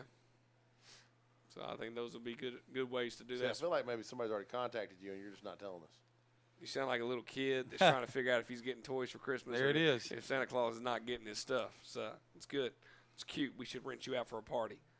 So it's not a bad day. Not a bad day. Well, I know y'all are coming to the end of this. Looks like they might be coming to the end here of both games. Want to say thank you so much for tuning in with us. We've had great viewerships across the board. Able to watch to see who's tuning in with us. We had some peak watch footage on Facebook, which is awesome, all the way through YouTube and through Twitter. Only had 2 games tonight. Next week, definitely going to have more than that. Looking probably, I would say probably a 4 out of the 6 games. It looks like the Elite's going to get in again. The juggernaut has exploded again. But we appreciate the Nighthawks finally figuring out how to get us some footage instead of the webcam. Y'all have done a great job with that, being able to bring that footage across the board. It's great to see the comments come across on Facebook. Y'all are doing a great job of tuning in and being a part of this WNFC TV family, and we definitely appreciate that. Well, that ball was snapped and nobody moved. No, I think there were more, and then she popped that thing right out to the flats. That wasn't a bad job by her, because I know what I'd have been thinking right there. It's time for me to get up out of here. Everybody's running at me. 2nd down and 7 at the 25. No. They blocked it. Bad snap. That's the second one tonight for Texas, yeah. I love to see a little nick in the armor. Oh, little arguments. Here we go. A little tussle, a little tay-to-tay. I think that's it, ladies and gentlemen. For the Phoenix. Great job by the Atlanta Phoenix. That is a dominant performance. To their credit, the Alabama Fire never gave up. No. Especially, I mean, and it would have been really easy, too, with everybody dropping, with heat cramps, things like that. But, quite frankly, in the second half, the Phoenix showed what kind of dominant offense they can be. They just controlled the game in the second half. Hey, the Atlanta Phoenix would like to thank the following sponsors for sponsoring tonight's game: Peach State Healthcare, Revolution Chiropractic, and Dream Medical. Those were the sponsors for the Phoenix for this evening. And for the whole year, Coach, right? All home games. We got one more home game. It'll take place Memorial Day weekend. Should be a lot of fun. Come on out if you're in Atlanta area. Enjoy yourself. Don't know how many people come from Houston to see the game, but it will be a lot of fun to get that part going. Once again, glad to have everybody with us here. We're going to wrap up this game with the Texas Elite versus the Nebraska Nighthawks. This game's been wrapped, buddy. It has. It's been put a bow on it. Because it's 56 now, right? It is. 20-13, Majestic over the Surge still. Still kind of looking for updates there just to see how everything will play out. We'll throw up the power rankings. Hello. A little bit and kind of show you where everything is across the board. I don't think the return people were ready for that kickoff return either. No. That's been a reoccurring theme tonight, Coach. Referee's not playing that game of letting everybody get set, just blowing the whistle and saying, if you're not out here, tough. You had all week to get ready for this game. What you see right here that we're coming across here, this is what occurred before the start of Week 6. And this is where everybody lined up from a point of strength and schedule. Looks like they're going to call the ball game. Yep. For both teams. Yep. So Cup 9, several weeks away, about a month and a half. Atlanta Phoenix increasing to 4-0. Texas Elite going to 5-0. They have one more game, meaning the Elite does, next week against the Phoenix. So it should be a lot of fun. Adam, Craig, thank y'all so much for tuning in, talking a little football with us. Oh, yeah, man. It's been a lot of fun tonight. I mean, it's been absolutely enjoyment. We're very happy to have everybody with us. We're going to go ahead and bid adieu. Happy to all those mothers out there. If we'd had the Justin Timberlake song from Saturday Night Live, that would have been nice to put in there, but I'm not going to do that on that part. That was good with Andy Samberg. We might have to watch that before we leave. There you go. Get a little giggle. So, everybody, Have a wonderful Sunday. Be safe. Take care of yourself. We'll see you next Saturday night. Good night, ladies and gentlemen.